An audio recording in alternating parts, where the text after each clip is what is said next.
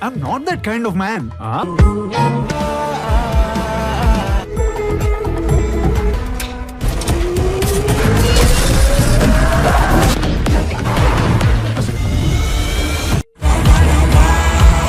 देखो रे देखो रे देखो रे देखो, कलयुग में राम जी आए हैं देखो। सुनिए,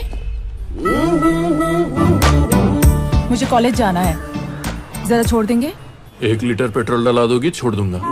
ओह माय गॉड।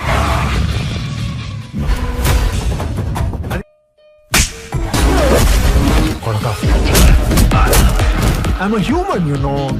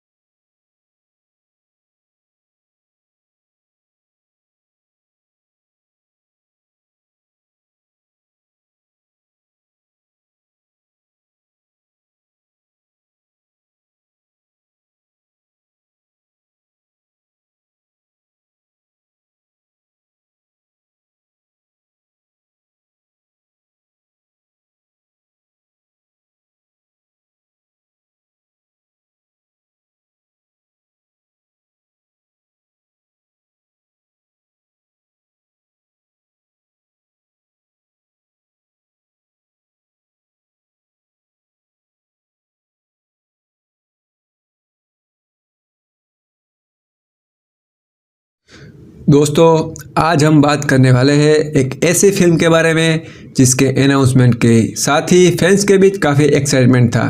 मैं बात कर रहा हूँ द फैमिली स्टार की। ये एक Telugu romantic action drama film है जिसमें हमें लीड रोल में नज़र आते हैं विजय देवरकोंडा और मृणाल ठाकुर।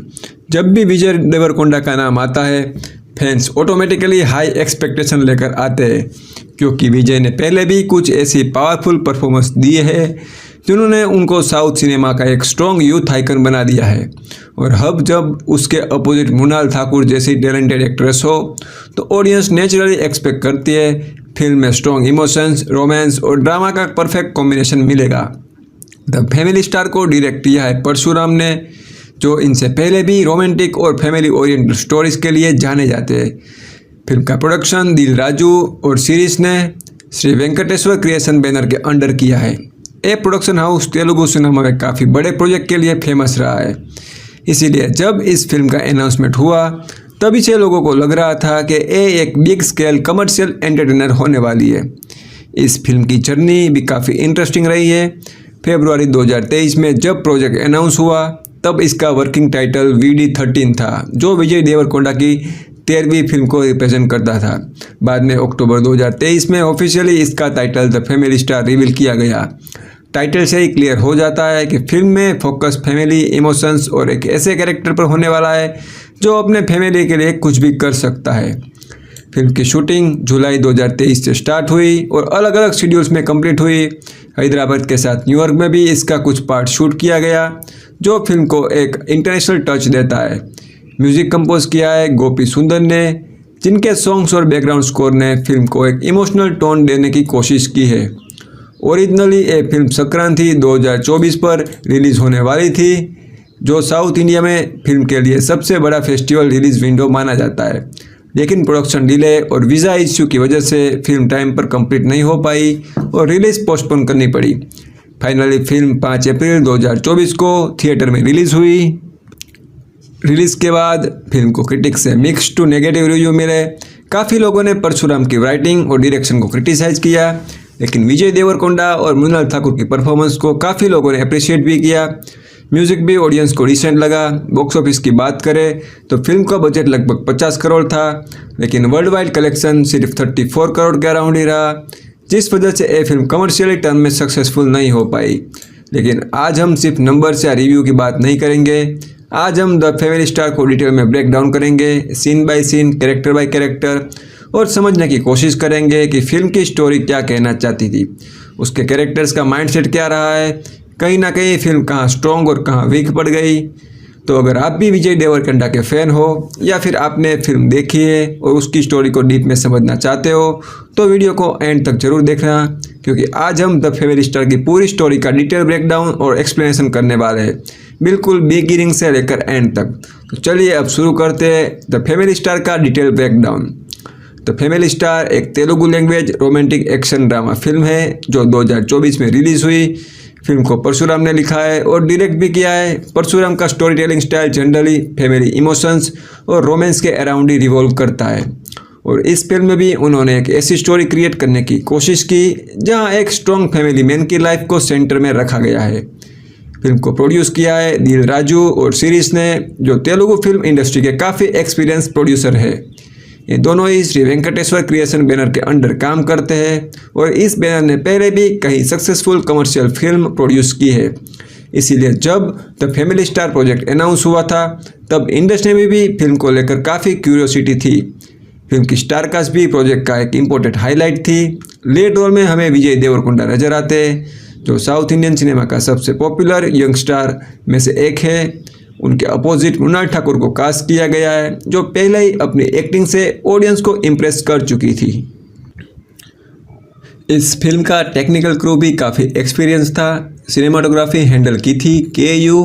मोहनान ने, जो अपनी विजुअली अपीलिंग शॉट्स के लिए जाने जाते हैं। एडिटिंग मार्थन के वेंकटेश ने की, जो तेलुगु सिनेमा के वेटरन एडिटर में से एक है, और म्यूज़िक कंपोज किया है गोपी सुंदर ने, जिनके सॉन्ग और बैकग्राउंड स्कोर यूजुअली फिल्म के इमोशनल टोन को स्ट्रॉन्ग बनाते हैं। फिल्म की शूटिंग जुलाई 2023 में स्टार्ट हुई थी। इसका प्रोडक्शन मल्टीपल शेड्यूल में कंप्लीट हुआ था और हैदराबाद के अलावा न्यूयॉर्क में भी शूट किया गया था। इंटरनेशनल लोकेशन का यूज़ करने का मेकर्स के लिए एक तरह से फिल्म को विजुअली फ्रेश बनाने की अटेम्प्ट थी। इनिशियली प्लान था कि फिल्म को संक्रांति 2024 पर रिलीज़ किया जाए। संक्रांति के फेस्टिवल में साउथ इंडिया में फिल्म्स के लिए बहुत ही ज़्यादा रिलीज़ विंडो होता है, क्योंकि उस टाइम ऑडियंस थिएटर में फैमिली के साथ मूवी देखने जाती है। लेकिन वीज़ा इश्यू और प्रोडक्शन में डिले की वजह से फिल्म का शेड्यूल डिस्टर्ब हो गया और मेकर्स को रिलीज़ पोस्टपोन करनी पड़ी। आखिरकार फिल्म 5 अप्रैल 2024 को थिएटर में रिलीज़ हुई। ऑडियंस और क्रिटिक्स का रिस्पॉन्स मिक्स्ड और नेगेटिव था। क्रिटिक्स ने स्पेशली परशुराम की राइटिंग, प्लॉट स्ट्रक्चर, डायरेक्शन को वीक बताया। उनका कहना था कि स्टोरी में स्ट्रॉन्ग इमोशनल इम्पैक्ट और एंगेजिंग नैरेटिव की कमी थी। लेकिन अगर पॉजिटिव साइड की बात करें तो विजय देवरकोंडा और मृणाल ठाकुर की परफॉर्मेंस को काफ़ी लोगों ने अप्रिशिएट किया।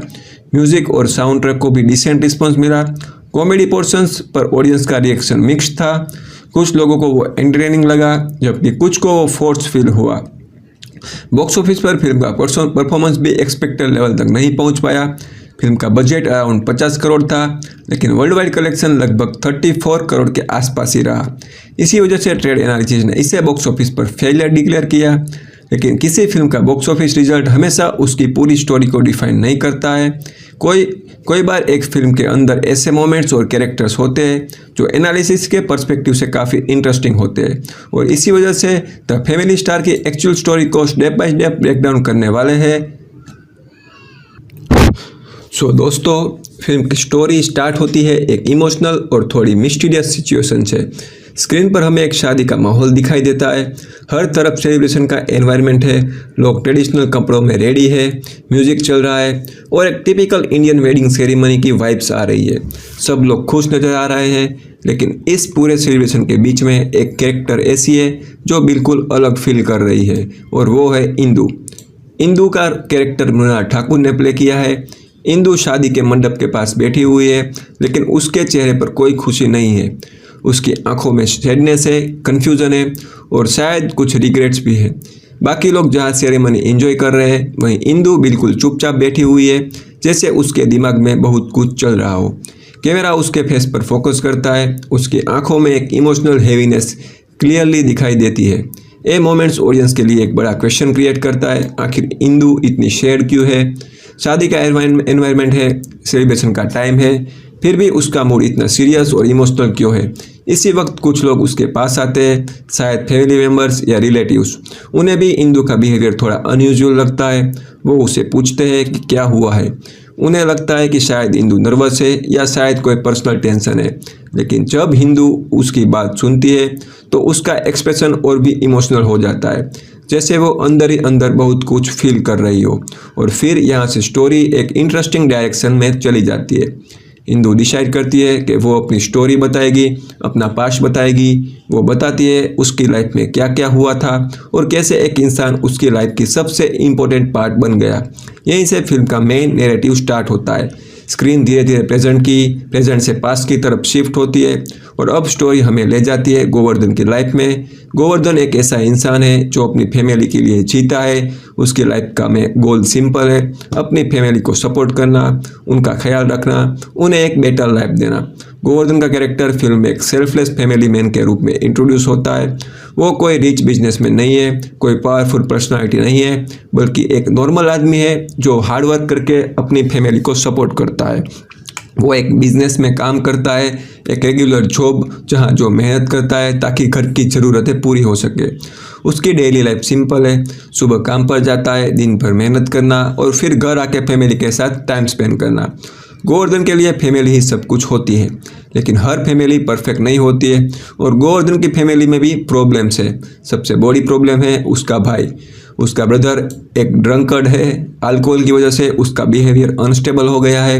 वो अक्सर घर में प्रॉब्लम्स क्रिएट करता है, कभी आर्ग्यूमेंट्स, कभी फाइट्स, कभी अननेसेसरी ड्रामा, और नेचुरली गोवर्धन को ही इन सब सिचुएशन को हैंडल करना पड़ता है। गोवर्धन अपनी फैमिली का, अपनी भाभी का, अपने कजिन्स का, अपने नेफ्यू का, सबका ध्यान रखता है। एक तरफ उसका जॉब का प्रेशर है और दूसरी तरफ उसके घर की उसके माथे पे बहुत सारी रिस्पॉन्सिबिलिटी है। फिर भी गोवर्धन कभी कंप्लेन नहीं करता है। वो बहुत ही प्यार से अपनी दादी को, अपनी माँ को, सबको टेक केयर करता है। वो हर प्रॉब्लम को क्वाइटली हैंडल करता है। यहाँ पर फिल्म एक इम्पोर्टेंट थीम एस्टेब्लिश करती है, फैमिली रिस्पॉन्सिबिलिटी। गोवर्धन एक ऐसा कैरेक्टर है जो अपनी खुद की हैप्पीनेस से ज़्यादा फैमिली की हैप्पीनेस को इम्पोर्टेंस देता है, लेकिन उसकी लाइफ कम्प्लीटली चेंज होने वाली है और वो चेंज लेकर आने वाली है इंदु। एक दिन इंदु गोवर्धन की लाइफ में एंटर करती है। एक्चुअली इंदु उसके घर के ऊपर वाले रूम में शिफ्ट होती है। ये रूम गोवर्धन का पर्सनल स्पेस होता है, एक ऐसी जगह जहां वो कभी कभी अकेला टाइम स्पेंड करता है, लेकिन अब वहाँ इंदु रहने वाली है। स्टार्टिंग में ये सिचुएशन थोड़ी ऑकवर्ड होती है। एक अननोन लड़की सडनली उसके एनवायरनमेंट का पार्ट बन जाती है, लेकिन धीरे धीरे सब कुछ चेंज होने लगता है। इंदु का नेचर फ्रेंडली है और सरप्राइजिंगली गोवर्धन की फैमिली भी उसे जल्दी एक्सेप्ट कर लेती है। इंदु और गोवर्धन की फैमिली के बीच एक बहुत ही कंफर्टेबल बॉन्ड डेवलप होने लगता है।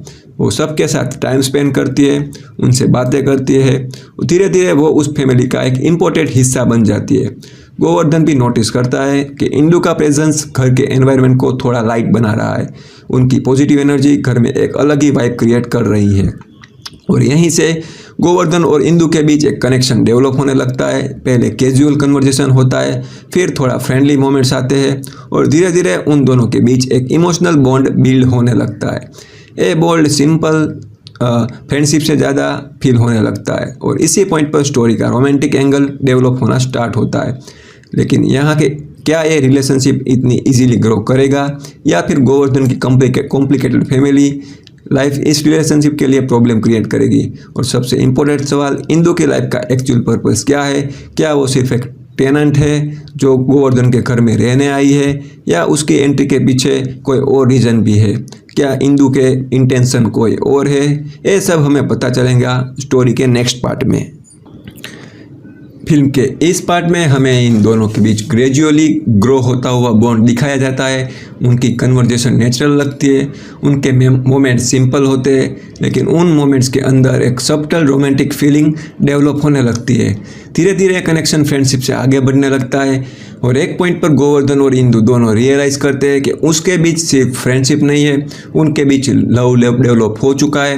ये रियलाइजेशन उनकी रिलेशनशिप को एक नई डायरेक्शन देता है। अब वो सिर्फ एक टेनेंट और हाउस ओनर नहीं रहे, अब वो एक दूसरे के लिए इमोशनली इम्पोर्टेंट बन चुके हैं। लेकिन स्टोरी यहाँ सिंपल नहीं रहती है क्योंकि गोवर्धन की फैमिली के अंदर एक और इमोशनल कन्फ्लिक्ट चल रहा है और वो कन्फ्लिक्ट उसका और उसके भाई का। गोवर्धन का ब्रदर उसे डिसलाइक करता है और इस डिसलाइक के पीछे एक रीज़न होता है,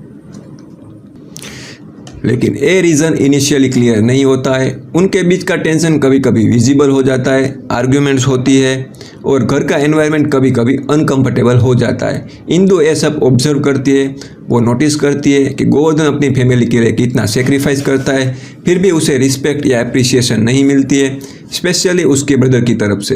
लेकिन स्टोरी में एक बिग इंसिडेंट होता है जो इस रिलेशनशिप को डायनेमिक को कम्प्लीटली चेंज कर देता है। इस इंसिडेंट के बाद गोवर्धन और उसके भाई के बीच एक टेंशन पीक पर पहुंच जाता है। सिचुएशन इतनी सीरियस हो जाती है कि फैमिली के अंदर एक इमोशनल ब्रेकडाउन जैसा एटमॉस्फेयर क्रिएट हो जाता है। इसी वक्त गोवर्धन की मदर एक इम्पोर्टेंट ट्रूथ रिवील करती है। वो इंदु को बताती है कि गोवर्धन का ब्रदर उसे एक्चुअली क्यों हेट करता है। रीज़न ये है कि एक वक्त पर गोवर्धन ने अपने भाई को शेम किया था, उसने उसे एम्बेरेस किया था और इसी ह्यूमिलेशन की फीलिंग उसके भाई के दिमाग में इतनी डीपली बैठ गई कि उसने गोवर्धन के लिए रिसेंटमेंट डेवलप कर लिया। ये रिसेंटमेंट धीरे धीरे हेतर में चेंज होता गया। इंदु जब ये ट्रूथ सुनती है वो सिचुएशन को एक नए पर्सपेक्टिव से समझने लगती है।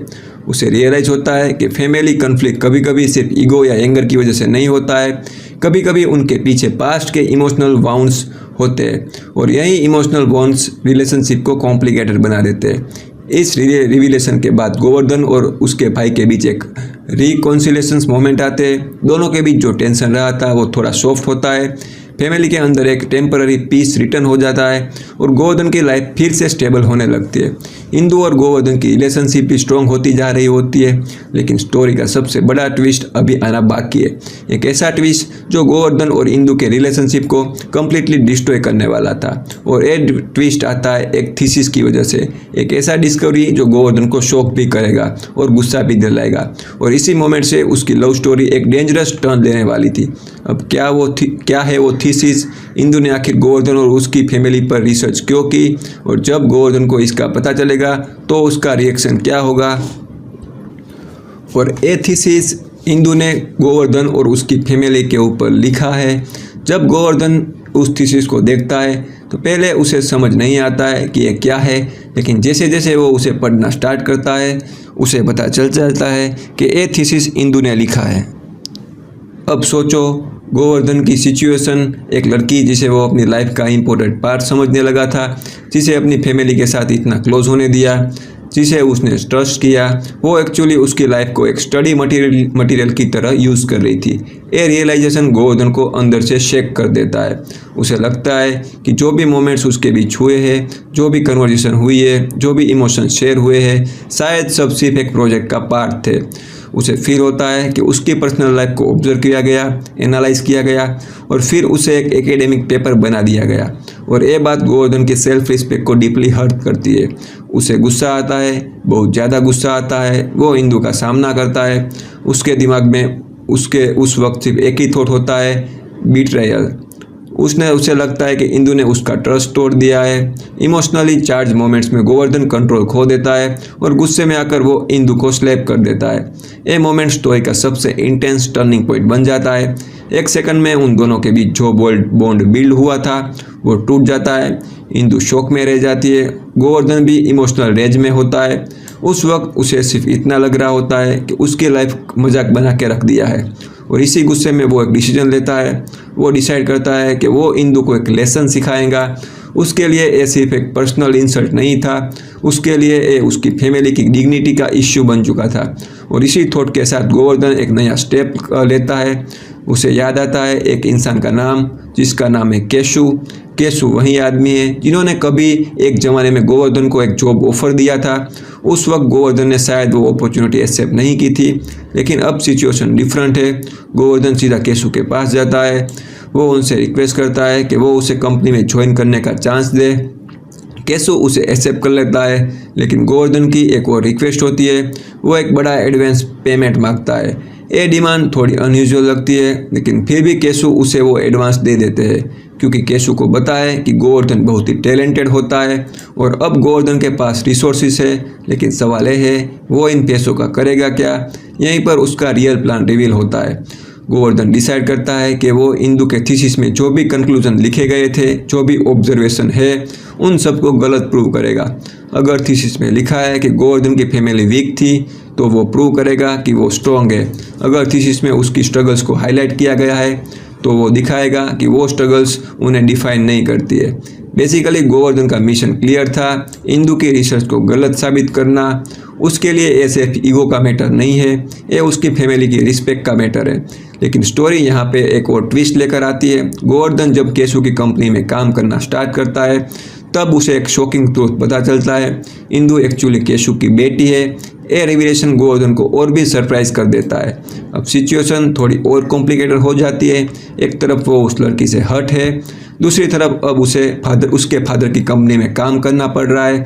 ये सिचुएशन थोड़ी ऑकवर्ड भी है और टेंस भी है, क्योंकि इंदु भी वही कंपनी में काम कर रही होती है, लेकिन गोवर्धन अपना डिसीजन चेंज नहीं करता है। वो कंपनी में काम करना कंटिन्यू करता है और एक स्ट्रेंज कंडीशन रखता है। वो डिमांड करता है कि इंदु को जो भी मिले वही सब उसे भी मिलना चाहिए। ये डिमांड क्लियरली दिखाती है कि गोवर्धन के अंदर अभी भी एंगर और कंपटीशन के इमोशंस चल रहे हैं। उसके लिए अब ये रिलेशनशिप का मैटर नहीं रहा है, अब एक चैलेंज बन चुका है, एक साइलेंट बैटल। लेकिन क्या गोवर्धन का ये प्लान सक्सेसफुल होगा? क्या वो इंदु के थीसिस को गलत प्रूव कर पाएगी? और अब सबसे इम्पोर्टेंट बात, क्या उन दोनों के बीच कभी भी ट्रस्ट बिल्ड हो पाएगा या फिर मिसअंडरस्टैंडिंग उसकी लव स्टोरी का परमानेंट एंड बन जाएंगी? कंपनी के एनवायरनमेंट में दोनों का सामना हर रोज़ होने लगता है, लेकिन अब उसके बीच पहले जैसी वार्मथ नहीं रहे। उसकी कन्वर्जेशन फॉर्मल हो चुकी है, उनके बीच एक इनविजिबल वॉल क्रिएट हो चुकी है। लेकिन लाइफ कभी कभी ऐसी सिचुएशन क्रिएट करती है जहां लोग चाहे कितना भी डिस्टेंस बनाए, फिर भी एक दूसरे की लाइफ में इन्वॉल्व हो जाते हैं। कुछ ऐसा ही मोमेंट्स तब आता है जब गोवर्धन को पता चलता है कि उसके फ्लाइट टिकट्स पे नहीं हुए हैं। ये सिचुएशन उसके लिए प्रॉब्लम क्रिएट कर देती है। उसके पास उस वक्त इतने रिसोर्सेज नहीं होते कि वो इमीडिएटली इस इशू को हैंडल कर सके। और आयरनी से इस चीज़ का इंसान से वो दूर रहना चाह रहा था, उन्हीं के पास उसे वापस जाना पड़ता है। गोवर्धन मजबूरी में इंदु के पास जाता है। ये मोमेंट्स इमोशनली काफ़ी लेयर्ड है, क्योंकि दोनों के बीच पास्ट का गुस्सा और हर्ट अभी भी एग्जिस्ट करता है। फिर भी इंदु उसे इग्नोर नहीं करती है, वो गोवर्धन की हेल्प करती है, और सिर्फ उसकी नहीं बल्कि उसकी फैमिली की भी फाइनेंशियल हेल्प करती है। ये एक्शन गोवर्धन को कंफ्यूज भी करता है और इमोशनली टच भी। उसे रियलाइज़ होता है कि इंदु के एक्शंस और उसके इंटेंशन शायद उतने सेल्फिश नहीं थे जितना वो सोच रहा था। यहीं से धीरे धीरे उसके बीच की डिस्टेंस कम होने लगती है। कंपनी में उनकी इंटरेक्शन थोड़ी नॉर्मल होने लगती है, कन्वर्जेशन फिर भी नेचुरल फील होने लगता है, और धीरे धीरे वो इमोशंस जो एक वक्त पर दोनों के क्लोज लेकर आए थे फिर से सरफेस पर आने लगते हैं। उनके बीच लव दोबारा डेवलप होने लगता है। ये सेकंड फेज ऑफ लव थोड़ा मैच्योर फील होता है। इस बार उनके बीच ज़्यादा अंडरस्टैंडिंग है, ज़्यादा इमोशंस डेप्थ है। ऐसा लगता है कि शायद उसकी स्टोरी को एक सेकंड चांस मिल गया है, लेकिन कभी कभी लाइफ किसी रिलेशनशिप को टेस्ट करने के लिए एक और डिफ़िकल्ट सिचुएशन क्रिएट कर देती है। यहीं पर स्टोरी का एक और पेनफुल ट्विस्ट आ जाता है। एक दिन इंदु एक कन्वर्सेशन सुन लेती है। गोवर्धन किसी और लेडी से बात कर रहा होता है और उस कन्वर्सेशन में गोवर्धन इंदु के बारे में नेगेटिव बातें कर रहा होता है। वो कह रहा होता है कि इंदु उसके लिए सही पर्सन नहीं है। ये वर्ड्स इंदु के दिल को तोड़ देते हैं, क्योंकि उसे लग रहा था कि शायद उसके बीच सब कुछ स्लोली ठीक हो रहा है। उसे लग रहा था कि गोवर्धन भी उसे फिर से एक्सेप्ट कर पा रहा है, लेकिन जो बातें उसने सुनी उन्होंने उसकी सारी होप डिस्ट्रॉय कर दी। उस मोमेंट्स में Indu completely heart broken feel करती है। वो डिसाइड करती है कि अब वो गोवर्धन से डिस्टेंस बनाएंगी। वो खुद को इमोशनली आइसोलेट कर लेती है। उनकी इंटरेक्शन फिर से कोल्ड हो जाती है। गोवर्धन शायद समझ नहीं पाता है सडनली इंदु इतनी डिस्टेंस क्यों हो गई, लेकिन एक पॉइंट पर इंदु उसे कन्फ्रंट करती है। वो उससे बताती है कि उसने उस दिन सब कुछ सुना था, वो कन्वर्जेशन, वो वर्ड्स, सब कुछ। गोवर्धन के पास उस मोमेंट्स में शायद कोई एक्सप्लेनेशन हो सकता था, लेकिन डैमेज हो चुका होता है। इंदु का ट्रस्ट फिर से ब्रेक हो चुका होता है और इस बार वो डिसीजन ले लेती है। गोवर्धन को छोड़कर चली जाती है। ये मोमेंट्स उनकी लव स्टोरी को सबसे पेनफुल सेपरेशन बन जाता है। एक रिलेशनशिप जो 2 बार स्टार्ट हुआ था और फिर से एंड हो चुका है। गोवर्धन की लाइफ फिर से उस पॉइंट पर आ जाती है जहां वो इमोशनली अकेला फील करता है। लेकिन स्टोरी यहीं ख़त्म नहीं होती है, क्योंकि प्रेजेंट टाइमलाइन में जो शादी हमने स्टोरी के बिगिनिंग में देखी थी उसका कनेक्शन अब स्लोली रिवील होने वाला है। और गोवर्धन जो जल्दी एक ऐसी सच्चाई पता चलने वाली है जो उसकी सोच को कम्प्लीटली चेंज कर देगी। एक ट्रुथ जो उसे रियलाइज़ कराएगा कि शायद उसने इंदु को गलत समझा था, और इसी रियलाइजेशन के बाद वो एक फाइनल स्टेप लेने वाला है इंदु को वापस पाने के लिए। अब क्या इंदु के थीसिस के पीछे का असली रीज़न, क्या गोवर्धन अपनी गलती रियलाइज़ करेगा और क्या वो वक्त पर इंदु को रोक पाएगा, ये सब हमें पता चलेगा अगले पार्ट में। गोवर्धन डिसाइड करता है कि कुछ भी हालत में इंदु को वापस पाने की पूरी कोशिश करेगा और उसको वापस पाके रहेगा। उसे पता चलता है कि सिचुएशन सिंपल नहीं है। प्रेजेंट टाइमलाइन में जो शादी चल रही है उसका कनेक्शन एक और इंसिडेंट से। स्टोरी रिवील करती है एक वक्त पर गोवर्धन की वजह से एक इंसान इंजर्ड हो गया था, और वो इंसान इंजर्ड पर्सन के ग्रैंडफादर जो एक फेमस पॉलिटिशियन है, उसका मानना है कि उस इंसान को इमोशनली ठीक करने का एक ही तरीका है और वो है शादी। इसी वजह से वो उस वेडिंग सेरेमनी ऑर्गेनाइज की गई थी और इसी वेडिंग में इंदु भी मौजूद थी। गोवर्धन को जब पता चलता है कि इंदु वहाँ है तो उसके पास एक ही ऑप्शन बचता है, वो उस वेडिंग तक पहुँचने का डिसीजन लेता है। ये मोमेंट्स फिल्म का क्लासिक सिनेमैटिक बिल्डअप क्रिएट करता है। गोवर्धन शादी वाले लोकेशन पर पहुँचता है, लेकिन वहाँ सिचुएशन ईजी नहीं है क्योंकि पॉलिटिशियन के गुंडे वहाँ मौजूद होते हैं। नेचुरली वो गोवर्धन को रोकने की कोशिश करते हैं। यहाँ फिल्म का एक्शन एलिमेंट एक्टिवेट हो जाता है। गोवर्धन उन गुंडों का सामना करता है। ये फाइट सिर्फ फिजिकल फाइट नहीं होती है, एक इमोशनल फाइट भी होती है, क्योंकि गोवर्धन के लिए ये सिर्फ किसी से लड़ना नहीं है, उसके लिए ये मोमेंट उसकी लव स्टोरी का लास्ट चांस है। वो किसी सिचुएशन में इंदु तक पहुंचना चाहता है और सरप्राइजिंगली इस फाइट में गोवर्धन अकेला नहीं होता है, उसकी ग्रैंडमदर भी उसका साथ देती है। ये मोमेंट्स फिल्म में एक स्लाइटली अनएक्सपेक्टेड और इमोशनल सपोर्ट का एलिमेंट ऐड करता है। दोनों मिलकर पॉलिटिशियन के गुंडे का सामना करते हैं। फाइनली गोवर्धन उन सब ऑब्स्टेकल को क्रॉस कर लेता है और वो इंदु के सामने पहुंच जाता है। ये मोमेंट्स फिल्म का इमोशनल क्लाइमैक्स है। गोवर्धन और इंदु एक दूसरे के सामने खड़े होते हैं। उसके बीच पास के सारे मोमेंट्स, मिसअंडरस्टैंडिंग, पेन, सब कुछ एक सेकंड में याद आ जाता है। गोवर्धन अब कुछ समझ चुका होता है, उसे रियलाइज हो चुका होता है कि उसने गुस्से और ईगो में बहुत बड़ी मिस्टेक की थी। वो इंदु को वापस पाने की कोशिश करता है। ये मोमेंट्स इमोशनली रिकॉन्सिलेशन का होता है। इंदु भी उसे देखकर इमोशनल हो जाती है, क्योंकि चाहे कितनी भी मिसअंडरस्टैंडिंग हुई हो, उनके बीच का लव कंप्लीटली ख़त्म नहीं हुआ था। और फाइनली स्टोरी एक रिजोल्यूशन तक पहुंचती है।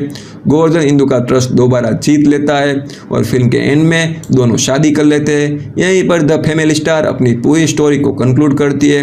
एक ऐसी लव स्टोरी जिसमें family responsibilities, misunderstandings, ego, emotional struggles सब कुछ था, लेकिन एंड में लव और अंडरस्टैंडिंग जीत जाते हैं। फिल्म का कोर आइडिया भी कहीं ना कहीं ये दिखाने की कोशिश करता है कि रिलेशनशिप में मिसअंडरस्टैंडिंग हो सकती है, कन्फ्लिक्ट्स हो सकते हैं, लेकिन अगर फीलिंग जेन्युइन हो तो लोग फिर से एक दूसरे तक वापस पहुंच सकते हैं। और इसी इमोशंस नोट के साथ द फैमिली स्टार की स्टोरी यहाँ पे एंड हो जाती है। दोस्तों स्टोरी और क्लाइमेक्स समझने के बाद चलिए थोड़ा सा बात करते हैं द फैमिली स्टार की पूरी स्टार कास्ट के बारे में, क्योंकि किसी भी स्टोरी तभी इम्पैक्टफुल लगती है जब उसके कैरेक्टर्स को एक्टर्स को कन्विंसिंगली पोर्ट्रे करते हैं। इस फिल्म में हमें एक मिक्स कास्ट देखने को मिलता है, जहाँ कुछ एक्सपीरियंस एक्टर है, कुछ पॉपुलर सपोर्टिंग कॉमेडियंस है और कुछ कैमियो अपीयरेंस भी इंक्लूड की गए हैं। सबसे पहले बात करते हैं फिल्म के मेन कैरेक्टर की। फिल्म में गोवर्धन का रोल प्ले किया है विजय देवरकोंडा ने। इंदु धनराज का रोल प्ले किया है मृणाल ठाकुर ने।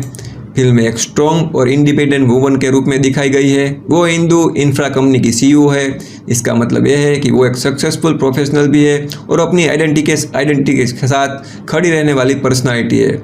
बात करते हैं एक और इम्पोर्टेंट कैरेक्टर की, जो है केशु धनराज, जो यहाँ पे इंदु के पिता का रोल प्ले करते हैं। इस रोल को प्ले किया है जगपति बाबू ने। केशु धनराज फिल्म में इंदु के फादर के और इंदु इंफ्रा कंपनी के हेड भी है। एक कैरेक्टर स्टोरी के प्रोफेशनल साइड को रिप्रेजेंट करता है। गोवर्धन जब कंपनी ज्वाइन करता है तब केशु का रोल और इम्पोर्टेंट हो जाता है।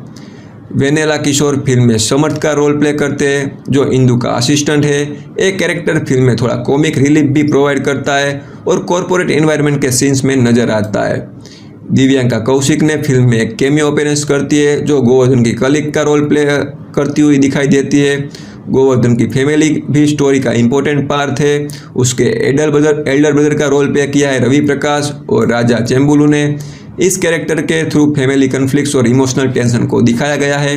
गोवर्धन की सिस्टर इन लॉ के रोल में हमें वासुकी आनंद और अभिनया नजर आती है, जो फैमिली के डायनेमिक्स का पार्ट है। फिल्म में गोवर्धन के ग्रैंडफादर का रोल प्ले किया है रोहिणी हत्तागाड़ी ने, जो कैरेक्टर स्टोरी के क्लाइमेक्स में एक इम्पोर्टेंट मोमेंट शेयर करता है जब वो गोवर्धन को सपोर्ट करती है। रवि बाबू एक लोन शार्क के रोल में नजर आते हैं। वीटीवी गणेश फिल्म में रमेश के रोल प्ले करते हैं, जो इंदु इंफ्रा कंपनी का एचआर है। प्रभास सिन्हू गोवर्धन के फ्रेंड में दिखाई देते हैं। फिल्म के क्लाइमेक्स पोर्शन में जो पॉलिटिकल कन्फ्लिक्ट दिखाया जाता है, उसमें अच्युत कुमार एक पॉलिटिशियन के रोल में नजर आते हैं। उसके साथ ही अजय घोष एक राउडी के रोल में अपीयर होते हैं। शादी वाले सीन्स में कल्याणी नटराजन एक वेडिंग आंटी के रोल में नजर आती है। इसके अलावा कुछ शॉर्ट अपीयरेंस भी फिल्म में इंक्लूड किए गए हैं, जैसे कि जबरदस्त राम प्रसाद जो पेट्रोल बंक गाय के रोल में दिखाई देते हैं, नानाजी करी डिलीवरी बॉय के रोल में और किशोर वशिष्ठ ऑफिस स्टाफ में का रोल में। ये सारे कैरेक्टर मिलकर फिल्म के वर्ल्ड को कंप्लीट बनाते हैं और इसी कास्ट के साथ द फैमिली स्टार की स्टोरी स्क्रीन पर प्रेजेंट की गई थी, जहां फैमिली इमोशंस, रोमांस, मिसअंडरस्टैंडिंग और एक्शन सब एलिमेंट्स को कंबाइन करने की कोशिश की गई थी। अब दोस्तों किसी स्टोरी और कैरेक्टर समझने के बाद चलिए थोड़ा सा बात करते हैं द फैमिली स्टार के प्रोडक्शन बैकग्राउंड के बारे में, क्योंकि हर फिल्म के पीछे एक इंटरेस्टिंग जर्नी होती है, आइडिया से लेकर शूटिंग और फाइनल रिलीज तक। इस प्रोजेक्ट की शुरुआत होती है 6 फरवरी 2023 से। इसी दिन ऑफिशियली अनाउंस किया गया था कि विजय देवरकोंडा एक बार फिर से डायरेक्टर परशुराम के साथ कोलैबोरेट करने वाले हैं और एक कोलैबोरेशन फैंस के लिए काफ़ी एक्साइटिंग था, क्योंकि इससे पहले विजय देवरकोंडा और परशुराम ने साथ फिल्म में गीता गोविंदम में 2018 में साथ में काम किया था, जो ऑडियंस के बीच काफ़ी सक्सेसफुल रही थी। उस फिल्म के बाद दोनों का कॉम्बिनेशन एक पॉपुलर डायरेक्टर एक्टर पेयर बन गया था। इसी वजह से जब अनाउंसमेंट हुआ कि परशुराम अपनी नेक्स्ट डायरेक्टर फिल्म के लिए फिर से विजय देवरकोंडा के साथ काम करने वाले हैं, तो नेचुरली फैंस की एक्सपेक्टेशन काफ़ी ज़्यादा हाई हो गई थी। उस वक्त परशुराम अपनी प्रीवियस फिल्म सरकारू वारी पाता जो 2022 में रिलीज हुई थी, उसके बाद एक नए प्रोजेक्ट की प्लानिंग कर रहे थे और इसी प्रोजेक्ट को लेकर द फैमिली स्टार के नाम से जाना गया था। इस फिल्म को प्रोड्यूस करने की रिस्पॉन्सिबिलिटी श्री वेंकटेश्वर क्रिएशन ने ली थी। ये production house Telugu film industry में काफ़ी वेल नोन है और इसे जॉइंटली हेड करते हैं दिल राजू और सीरीज। ये दोनों प्रोड्यूसर पहले भी काफ़ी सक्सेसफुल फिल्म प्रोड्यूस कर चुके हैं, इसीलिए जब उन्होंने इस प्रोजेक्ट को सपोर्ट किया तो इंडस्ट्री में इस फिल्म को एक स्ट्रॉन्ग प्रोडक्शन प्रोजेक्ट के रूप में देखा गया। प्रोडक्शन कंपनी ने 14 जून 2023 को ऑफिशियली प्रोजेक्ट कंफर्म किया था। उसी वक्त फिल्म का ऑफिशियल टाइटल रिवील नहीं हुआ था। प्रोजेक्ट को टेम्पररी VD13 नाम दिया गया था। इस अनाउंसमेंट के वीक में फिल्म का मुहूर्त पूजा सेरेमनी भी ऑर्गेनाइज किया गया। इंडियन फिल्म इंडस्ट्री में मुहूर्त पूजा एक ट्रेडिशनल रिचुअल होता है, जहां फिल्म की ऑफिशियल शूटिंग स्टार्ट होने से पहले एक ऑस्पियस सेरेमनी भी की जाती है। इस इवेंट में फिल्म के कास्ट और क्रू मेंबर्स प्रेजेंट थे। इसी इवेंट के दौरान एक और इम्पोर्टेंट इन्फॉर्मेशन रिवील हुई। यहाँ फैंस को पता चला कि फिल्म में मृणाल ठाकुर भी लीड एक्ट्रेस के रूप में अपीयर करने वाली है। इस अनाउंसमेंट ने ऑडियंस के एक्साइटमेंट को काफ़ी ज़्यादा बढ़ा दिया था, क्योंकि विजय देवरकोंडा और मृणाल ठाकुर की पेयरिंग उस वक्त एक फ्रेश ऑन स्क्रीन कॉम्बिनेशन थी। मोरोज सेरेमनी के बाद प्रिंसिपल फोटोग्राफी स्टार्ट होने वाली थी और शूटिंग के कुछ टाइम बाद एक और कास्टिंग अपडेट सामने आया। फिल्म में दिव्यांशा कौशिक को भी कास्ट किया गया। उन्होंने फिल्म में सेकंड लीड एक्ट्रेस के रूप में अनाउंस किया गया। इस अनाउंसमेंट ने क्लियर कर दिया था कि फिल्म में मल्टीपल इंपॉर्टेंट कैरेक्टर होने वाले हैं जो स्टोरी को डिफरेंट डायरेक्शन में ले जाएंगे। उस वक्त तक फिल्म का ऑफिशियल टाइटल रिवील नहीं हुआ था, लेकिन जून 2023 के आसपास इंडस्ट्री और फैंस के बीच एक टाइटल सर्कुलेट होने लगा। लोग स्पेकुलेट करने लगे कि फिल्म का नाम शायद द फैमिली स्टार हो सकता है, और ये स्पेकुलेशन काफ़ी टाइम तक चलता रहा। और फाइनली अक्टूबर 2023 में मेकर्स ने ऑफिशियली कंफर्म कर दिया कि टाइटल द फैमिली स्टार ही होगा। इसी टाइटल से क्लियर हो जाता है कि फिल्म का मेन फोकस एक ऐसे कैरेक्टर पर होने वाला है जो फैमिली के सेंटर में खड़ा है। अब अगर शूटिंग शेड्यूल की बात करें तो फिल्म की प्रिंसिपल फोटोग्राफी 15 जुलाई 2023 से स्टार्ट हुई थी। ये फिल्म का फर्स्ट शूटिंग शेड्यूल था। इस शेड्यूल का मेन लोकेशन था हैदराबाद तेलुगु फिल्म इंडस्ट्री का एक मेजर प्रोडक्शन हब है, इसीलिए फिल्म के कई सारे सीन्स यहीं शूट किए गए थे। इसी फर्स्ट शेड्यूल के दौरान एक इंटरेस्टिंग मोमेंट भी हुआ। 2 अगस्त को शूटिंग सेट पर हुई थी मृणाल ठाकुर का बर्थडे सेलिब्रेशन किया गया। फिल्म क्रू और कास्ट मेंबर ने सेट पर ही उनका बर्थडे सेलिब्रेट किया, जो फिल्म की प्रोडक्शन जर्नी का एक मेमोरेबल मोमेंट बन गया। शूटिंग मल्टीपल शेड्यूल्स में प्लान की गई थी और फिल्म का थर्ड शेड्यूल काफ़ी स्पेशल लोकेशन पर शूट हुआ। दिसंबर के एंड में फिल्म की टीम न्यूयॉर्क पहुंची। यहाँ फिल्म का एक इम्पोर्टेंट शेड्यूल शूट किया गया। इंटरनेशनल लोकेशन पर शूट करने फिल्म को विजुअली एक डिफरेंट स्केल और एटमॉस्फेयर देने के लिए प्लान किया गया था। इसी तरह हैदराबाद और न्यूयॉर्क जैसे लोकेशन पर अलग अलग शेड्यूल कंप्लीट करके फिल्म की शूटिंग ग्रेजुअली फिनिश की गई, और इसी प्रोसेस के थ्रू द फैमिली स्टार अपने डेवलपमेंट फेज से लेकर शूटिंग फेज तक कंप्लीट हुई। अब दोस्तों चलिए बात करते हैं द फैमिली स्टार के म्यूजिक के बारे में, जो फिल्म का एक इम्पोर्टेंट क्रिएटिव एलिमेंट था। इस फिल्म का म्यूजिक और बैकग्राउंड स्कोर कंपोज किया है गोपी सुंदर ने। गोपी सुंदर साउथ इंडियन फिल्म इंडस्ट्री के एक वेल नोन म्यूजिक कंपोजर है, जिन्होंने कई रोमांटिक और इमोशनल फिल्म के लिए मेमोरेबल साउंड ट्रैक क्रिएट किए गए हैं। द फैमिली स्टार में उसका इन्वॉल्वमेंट एक इंटरेस्टिंग बात इसीलिए था क्योंकि यह विजय देवरकोंडा के साथ उसकी थर्ड कोलैबोरेशन थी। इससे पहले दोनों ने साथ में काम किया था गीता गोविंदम में, जिसका म्यूजिक ऑडियंस के बीच काफ़ी पॉपुलर हुआ था। उसके बाद दोनों फिर से एक साथ काम कर चुके थे फिल्म वर्ल्ड फेमस लवर, जो 2020 में आई थी। इसीलिए जब अनाउंसमेंट हुआ कि द फैमिली स्टार का म्यूजिक भी गोपी सुंदर ने कंपोज करने वाले हैं, तो नेचुरली फैंस को एक्सपेक्टेशन थी कि फिल्म का साउंड ट्रैक भी रोमांटिक और इमोशनल टोन को स्ट्रॉन्ग बनाएगा। सिर्फ विजय देवरकोंडा ही नहीं, बल्कि डायरेक्टर परशुराम के साथ भी गोपी सुंदर का एक सेकंड कोलैबोरेशन था। परशुराम और गोपी सुंदर ने पहले भी साथ में गीता गोविंदम में काम किया था। इसी वजह से फिल्म के म्यूजिक डिपार्टमेंट में एक फेमिलियर क्रिएटिव कॉम्बिनेशन को देखने को मिला। फिल्म का पहला सिंगर नंदा रिलीज हुआ था 8 फरवरी 2024 को। यह सॉन्ग फिल्म का फर्स्ट म्यूजिकल ग्लिम्स था, जो ऑडियंस को फिल्म के रोमांटिक और इमोशनल टोन की झलक देता है। उसके बाद फिल्म का सेकंड सिंगल कल्याणी वाच्छा वाच्छा रिलीज किया गया था 12 मार्च 2024 को। फिर फिल्म का थर्ड सिंगल मधुरामा काडू रिवील किया गया था 25 मार्च 2024 को। इस तरह गोपी सुंदर के म्यूजिक के साथ द फैमिली स्टार का म्यूजिकल साइड कंप्लीट होता है, जहां रोमांटिक फील, इमोशनल मोमेंट्स और फिल्म के नैरेटिव को सपोर्ट करने वाला बैकग्राउंड स्कोर क्रिएट किया जाता है। अब दोस्तों बात करते हैं फिल्म के होम मीडिया और OTT की रिलीज के बारे में। आज के टाइम में थिएटर के बाद किसी भी फिल्म का नेक्स्ट इंपॉर्टेंट फेज होता है उसका डिजिटल स्ट्रीमिंग रिलीज, क्योंकि बहुत सारे व्यूअर्स थिएटर में फिल्म नहीं देख पाते और वो OTT प्लेटफॉर्म पर उसे देखना प्रीफर करते। तो फैमिली स्टार के डिजिटल स्ट्रीमिंग राइट्स एक्वायर किए थे द अमेजॉन प्राइम वीडियो ने। फिल्म का OTT प्रीमियर हुआ था 26 अप्रैल 2024 को। प्राइम वीडियो पर फिल्म को तेलुगु, मलयालम और तमिल लैंग्वेज में अवेलेबल कराया गया था। इस तरह मेकर्स ने ट्राई किया था कि फिल्म सिर्फ तेलुगु ऑडियंस तक लिमिटेड ना रहे, बल्कि साउथ इंडियन रीजनल ऑडियंस तक भी इजीली रीच कर पाए। OTT रिलीज का एक और एडवांटेज ये होता है कि फिल्म को एक सेकंड लाइफ मिल जाती है। इसी वजह से स्ट्रीमिंग प्लेटफॉर्म फिल्म को रीच में काफ़ी एक्सपांड कर देते हैं। तो फैमिली स्टार भी थिएरेटिकल रन के बाद प्राइम वीडियो पर अवेलेबल हो गई, जहां व्यूअर्स उसे अपनी कन्वीनियंस का अकॉर्डिंग स्ट्रीम कर सकते हैं। और इसी तरह फिल्म का थिएरेटिकल जर्नी कंप्लीट होने के बाद उसका डिजिटल फेस ऑफिशियली स्टार्ट हुआ था। अब अगर क्रिटिक्स के रिव्यू की बात करें तो फैमिली स्टार को ओवरऑल मिक्स से लेकर नेगेटिव रिस्पॉन्स मिला था। काफ़ी क्रिटिक्स ने विजय देवरकोंडा और मृणाल ठाकुर की परफॉर्मेंस को अप्रिशिएट किया। दोनों की ऑन स्क्रीन केमिस्ट्री को फिल्म का स्ट्रॉन्ग पॉइंट बताया गया। साथ ही फिल्म का म्यूजिक और प्रोडक्शन वैल्यू भी डिसेंट माने गए। रेटिंग की बात करें तो डिफरेंट क्रिटिक्स ने फिल्म को लगभग 1.56 3.5 स्टार के बीच रेट किया। कुछ रिव्यूअर्स ने फिल्म का फर्स्ट हाफ और रोमांटिक मोमेंट्स पसंद आए, लेकिन सेकंड हाफ और पेसिंग की वजह से फिल्म का ओवरऑल इम्पैक्ट कम हो गया। शॉर्ट में कहा जाए तो क्रिटिक्स के अकॉर्डिंग द फैमिली स्टार एक रूटीन रोमांटिक फैमिली ड्रामा है जिसमें परफॉर्मेंस अच्छी है, लेकिन स्क्रीन प्ले और एग्जीक्यूशन की वजह से फिल्म अपनी फुल पोटेंशियल तक नहीं पहुंच पाई। दोस्तों फाइनली अगर द फैमिली स्टार के बॉक्स ऑफिस परफॉर्मेंस की बात करें तो फिल्म थिएटर में एक्सपेक्टेड लेवल तक परफॉर्म नहीं कर पाई। रिपोर्ट्स के अकॉर्डिंग फिल्म का टोटल वर्ल्ड वाइड ग्रॉस लगभग 31 करोड़ से 35 करोड़ के बीच में रहा। इंडिया में फिल्म का नेट कलेक्शन अराउंड 22 करोड़ था, जबकि इंडिया ग्रॉस कलेक्शन लगभग 25 करोड़ के आसपास रिपोर्ट किया गया। ओवरसीज मार्केट में फिल्म ने रफली 9.50 करोड़ कलेक्ट किए। अगर बजट की बात करें तो फिल्म का रिपोर्टेड बजट 45 से 50 करोड़ के अराउंड बताया गया था। इस हिसाब से देखा जाए तो फिल्म अपना प्रोडक्शन कॉस्ट भी रिकवर नहीं कर पाई। इसी वजह से ट्रेड एनालिसिस ने द फैमिली स्टार को बॉक्स ऑफिस पर अंडर परफॉर्मिंग फिल्म माना।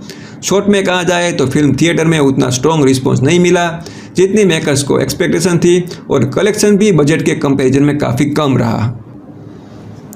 तो दोस्तों ये थी द फैमिली स्टार की कंप्लीट स्टोरी, ब्रेकडाउन और एनालिसिस। इस फिल्म ने एक सिंपल आइडिया एक्सप्लोर करने की कोशिश की थी, एक ऐसे इंसान की कहानी जो अपने फैमिली के लिए सब कुछ करता है और उस प्रोसेस में उसकी पर्सनल लाइफ, इमोशंस और रिलेशनशिप कैसे इम्पैक्ट होते हैं। स्टोरी में हमें गोवर्धन का कैरेक्टर देखने को मिलता है जो एक हार्ड वर्किंग फैमिली मैन है। उसकी लाइफ रिस्पॉन्सिबिलिटी से भरी हुई है और उसके बीच जब इंदु एंटर करती है तो उसकी लाइफ कंप्लीटली चेंज हो जाती है। फिल्म का मेन थीम कहीं ना कहीं फैमिली रिस्पॉन्सिबिलिटी, रिलेशनशिप और मिसअंडरस्टैंडिंग के अराउंड रिवॉल्व करता है। क्रिटिक्स के पर्सपेक्टिव से देखा जाए तो फिल्म को मिक्स से नेगेटिव रिव्यू मिले थे। कई लोगों को स्क्रीन प्ले और पेसिंग वीक लगी, लेकिन विजय देवरकोंडा और मृणाल ठाकुर की परफॉर्मेंस को काफ़ी एप्रिसिएशन मिला फैंस की ओर से। बॉक्स ऑफिस पर भी फिल्म एक्सपेक्टेड लेवल पर परफॉर्म नहीं कर पाई और अपने बजट के कंपैरिजन में कलेक्शन कम रहे। लेकिन फिर भी अगर आपको फैमिली ओरिएंटेड रोमांटिक ड्रामा पसंद है तो ये फिल्म एक सिंपल इमोशनल वॉच हो सकती है। अब आप हमें कमेंट जरूर बताना कि आपको फैमिली स्टार मूवी कैसी लगी। क्या आपको गोवर्धन और इंदु की लव स्टोरी इंटरेस्टिंग लगी या आपको भी फिल्म में कुछ फ्लॉज फील हुए। अगर आपको एक कंप्लीट मूवी एक्सप्लेनेशन और ब्रेकडाउन पसंद आया हो, वीडियो को लाइक ज़रूर करें। चैनल पर नए हो तो सब्सक्राइब करके बेल आइकन भी प्रेस कर देना, क्योंकि यहाँ पर हम इसी तरह मूवी की डिटेल एक्सप्लेनेशन, ब्रेकडाउन और इंटरेस्टिंग फिल्म स्टोरी लेकर आते रहते हैं। तो मिलते हैं नेक्स्ट वीडियो में एक और इंटरेस्टिंग मूवी के साथ। दोस्तों आज हम बात करने वाले हैं एक ऐसी फिल्म के बारे में जिसके अनाउंसमेंट के साथ ही फैंस के बीच काफ़ी एक्साइटमेंट था। मैं बात कर रहा हूँ द फैमिली स्टार की। ये एक Telugu romantic action drama film है जिसमें हमें लीड रोल में नज़र आते हैं विजय देवरकोंडा और मृणाल ठाकुर। जब भी विजय देवरकोंडा का नाम आता है फैंस ऑटोमेटिकली हाई एक्सपेक्टेशन लेकर आते हैं, क्योंकि विजय ने पहले भी कुछ ऐसी पावरफुल परफॉर्मेंस दी है जिन्होंने उनको साउथ सिनेमा का एक स्ट्रॉन्ग यूथ आइकन बना दिया है। और अब जब उसके अपोजिट मृणाल ठाकुर जैसी टैलेंटेड एक्ट्रेस हो तो ऑडियंस नेचुरली एक्सपेक्ट करती है फिल्म में स्ट्रॉन्ग इमोशंस, रोमांस और ड्रामा का परफेक्ट कॉम्बिनेशन मिलेगा। द फैमिली स्टार को डायरेक्ट किया है परशुराम ने, जो इनसे पहले भी रोमांटिक और फैमिली ओरिएंटेड स्टोरीज के लिए जाने जाते हैं। फिल्म का प्रोडक्शन दिल राजू और सीरीज ने श्री वेंकटेश्वर क्रिएशन बैनर के अंडर किया है। ये प्रोडक्शन हाउस तेलुगु सिनेमा में काफ़ी बड़े प्रोजेक्ट के लिए फेमस रहा है। इसीलिए जब इस फिल्म का अनाउंसमेंट हुआ तभी से लोगों को लग रहा था कि ये एक बिग स्केल कमर्शियल एंटरटेनर होने वाली है। इस फिल्म की जर्नी भी काफ़ी इंटरेस्टिंग रही है। फरवरी 2023 में जब प्रोजेक्ट अनाउंस हुआ तब इसका वर्किंग टाइटल VD13 था, जो विजय देवरकोंडा की 13वीं फिल्म को रिप्रेजेंट करता था। बाद में अक्टूबर 2023 में ऑफिशियली इसका title the family star reveal किया गया। टाइटल से ही क्लियर हो जाता है कि फिल्म में फोकस फैमिली, इमोशंस और एक ऐसे कैरेक्टर पर होने वाला है जो अपने फैमिली के लिए कुछ भी कर सकता है। फिल्म की शूटिंग जुलाई 2023 से स्टार्ट हुई और अलग अलग शेड्यूल्स में कंप्लीट हुई। हैदराबाद के साथ न्यूयॉर्क में भी इसका कुछ पार्ट शूट किया गया, जो फिल्म को एक इंटरनेशनल टच देता है। म्यूज़िक कंपोज किया है गोपी सुंदर ने, जिनके सॉन्ग्स और बैकग्राउंड स्कोर ने फिल्म को एक इमोशनल टोन देने की कोशिश की है। ओरिजिनली ये फिल्म संक्रांति 2024 पर रिलीज़ होने वाली थी, जो साउथ इंडिया में फिल्म के लिए सबसे बड़ा फेस्टिवल रिलीज़ विंडो माना जाता है। लेकिन प्रोडक्शन डिले और वीज़ा इश्यू की वजह से फिल्म टाइम पर कंप्लीट नहीं हो पाई और रिलीज़ पोस्टपोन करनी पड़ी। फाइनली फिल्म 5 अप्रैल 2024 को थिएटर में रिलीज़ हुई। रिलीज़ के बाद फिल्म को क्रिटिक्स से मिक्स टू नेगेटिव रिव्यू मिले। काफ़ी लोगों ने परशुराम की राइटिंग और डायरेक्शन को क्रिटिसाइज़ किया, लेकिन विजय देवरकोंडा और मृणाल ठाकुर की परफॉर्मेंस को काफ़ी लोगों ने अप्रिशिएट भी किया। म्यूज़िक भी ऑडियंस को डिसेंट लगा। बॉक्स ऑफिस की बात करें तो फिल्म का बजट लगभग 50 करोड़ था, लेकिन वर्ल्ड वाइड कलेक्शन सिर्फ 34 करोड़ के अराउंड ही रहा, जिस वजह से ये फिल्म कमर्शियली टर्म में सक्सेसफुल नहीं हो पाई। लेकिन आज हम सिर्फ नंबर्स या रिव्यू की बात नहीं करेंगे। आज हम द फैमिली स्टार को डिटेल में ब्रेक डाउन करेंगे, scene by scene, character by character, और समझने की कोशिश करेंगे कि फिल्म की स्टोरी क्या कहना चाहती थी, उसके कैरेक्टर्स का माइंडसेट क्या रहा है, कहीं ना कहीं फिल्म कहाँ स्ट्रॉन्ग और कहाँ वीक पड़ गई। तो अगर आप भी विजय देवरकोंडा के फ़ैन हो या फिर आपने फिल्म देखी है और उसकी स्टोरी को डीप में समझना चाहते हो तो वीडियो को एंड तक ज़रूर देखना, क्योंकि आज हम द फैमिली स्टार की पूरी स्टोरी का डिटेल ब्रेकडाउन और एक्सप्लेनेशन करने वाले हैं, बिल्कुल बिगिनिंग से लेकर एंड तक। तो चलिए अब शुरू करते हैं द फैमिली स्टार का detail breakdown. The family star एक Telugu language romantic action drama film है जो 2024 में रिलीज़ हुई। फिल्म को परशुराम ने लिखा है और डायरेक्ट भी किया है। परशुराम का story telling style generally family emotions और रोमांस के अराउंड ही रिवॉल्व करता है, और इस फिल्म में भी उन्होंने एक ऐसी स्टोरी क्रिएट करने की कोशिश की जहां एक स्ट्रॉन्ग फैमिली मैन की लाइफ को सेंटर में रखा गया है। फिल्म को प्रोड्यूस किया है दिल राजू और सीरीज ने, जो तेलुगु फिल्म इंडस्ट्री के काफ़ी एक्सपीरियंस प्रोड्यूसर है। ये दोनों ही श्री वेंकटेश्वर क्रिएशन बैनर के अंडर काम करते हैं और इस बैनर ने पहले भी कई सक्सेसफुल कमर्शियल फिल्म प्रोड्यूस की है। इसीलिए जब the family star project announce हुआ था तब इंडस्ट्री में भी फिल्म को लेकर काफ़ी क्यूरियोसिटी थी। फिल्म की स्टारकास्ट भी प्रोजेक्ट का एक इम्पोर्टेंट हाईलाइट थी। लीड रोल में हमें विजय देवरकोंडा नजर आते हैं, जो साउथ इंडियन सिनेमा का सबसे पॉपुलर यंग स्टार में से एक है। उनके अपोजिट मृणाल ठाकुर को कास्ट किया गया है, जो पहले ही अपनी एक्टिंग से ऑडियंस को इम्प्रेस कर चुकी थी। इस फिल्म का टेक्निकल क्रू भी काफ़ी एक्सपीरियंस था। सिनेमाटोग्राफी हैंडल की थी के.यू. मोहनान ने, जो अपनी विजुअली अपीलिंग शॉट्स के लिए जाने जाते हैं। एडिटिंग मार्थन के वेंकटेश ने की, जो तेलुगु सिनेमा के वेटरन एडिटर में से एक है, और म्यूज़िक कंपोज किया है गोपी सुंदर ने, जिनके सॉन्ग और बैकग्राउंड स्कोर यूजुअली फिल्म के इमोशनल टोन को स्ट्रॉन्ग बनाते हैं। फिल्म की शूटिंग जुलाई 2023 में स्टार्ट हुई थी। इसका प्रोडक्शन मल्टीपल शेड्यूल में कंप्लीट हुआ था और हैदराबाद के अलावा न्यूयॉर्क में भी शूट किया गया था। इंटरनेशनल लोकेशन का यूज़ करने का मेकर्स के लिए एक तरह से फिल्म को विजुअली फ्रेश बनाने की अटेम्प्ट थी। इनिशियली प्लान था कि फिल्म को संक्रांति 2024 पर रिलीज़ किया जाए। संक्रांति के फेस्टिवल में साउथ इंडिया में फिल्म्स के लिए बहुत ही ज़्यादा रिलीज़ विंडो होता है, क्योंकि उस टाइम ऑडियंस थिएटर में फैमिली के साथ मूवी देखने जाती है।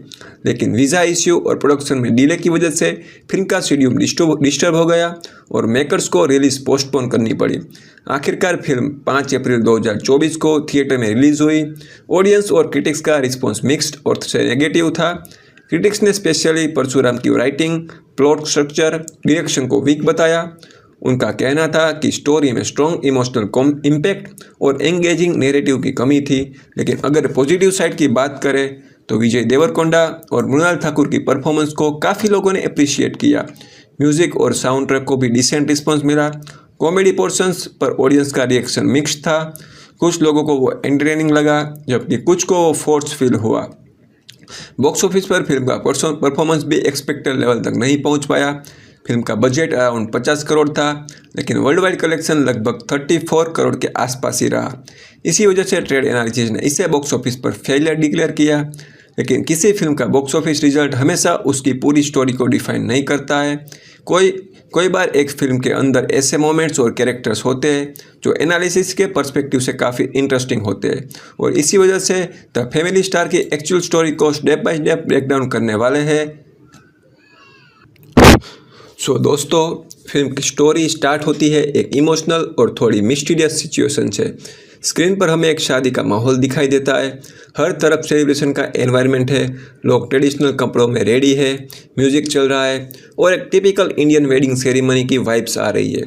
सब लोग खुश नज़र आ रहे हैं, लेकिन इस पूरे सेलिब्रेशन के बीच में एक कैरेक्टर ऐसी है जो बिल्कुल अलग फील कर रही है, और वो है इंदु। इंदु का कैरेक्टर मृणाल ठाकुर ने प्ले किया है।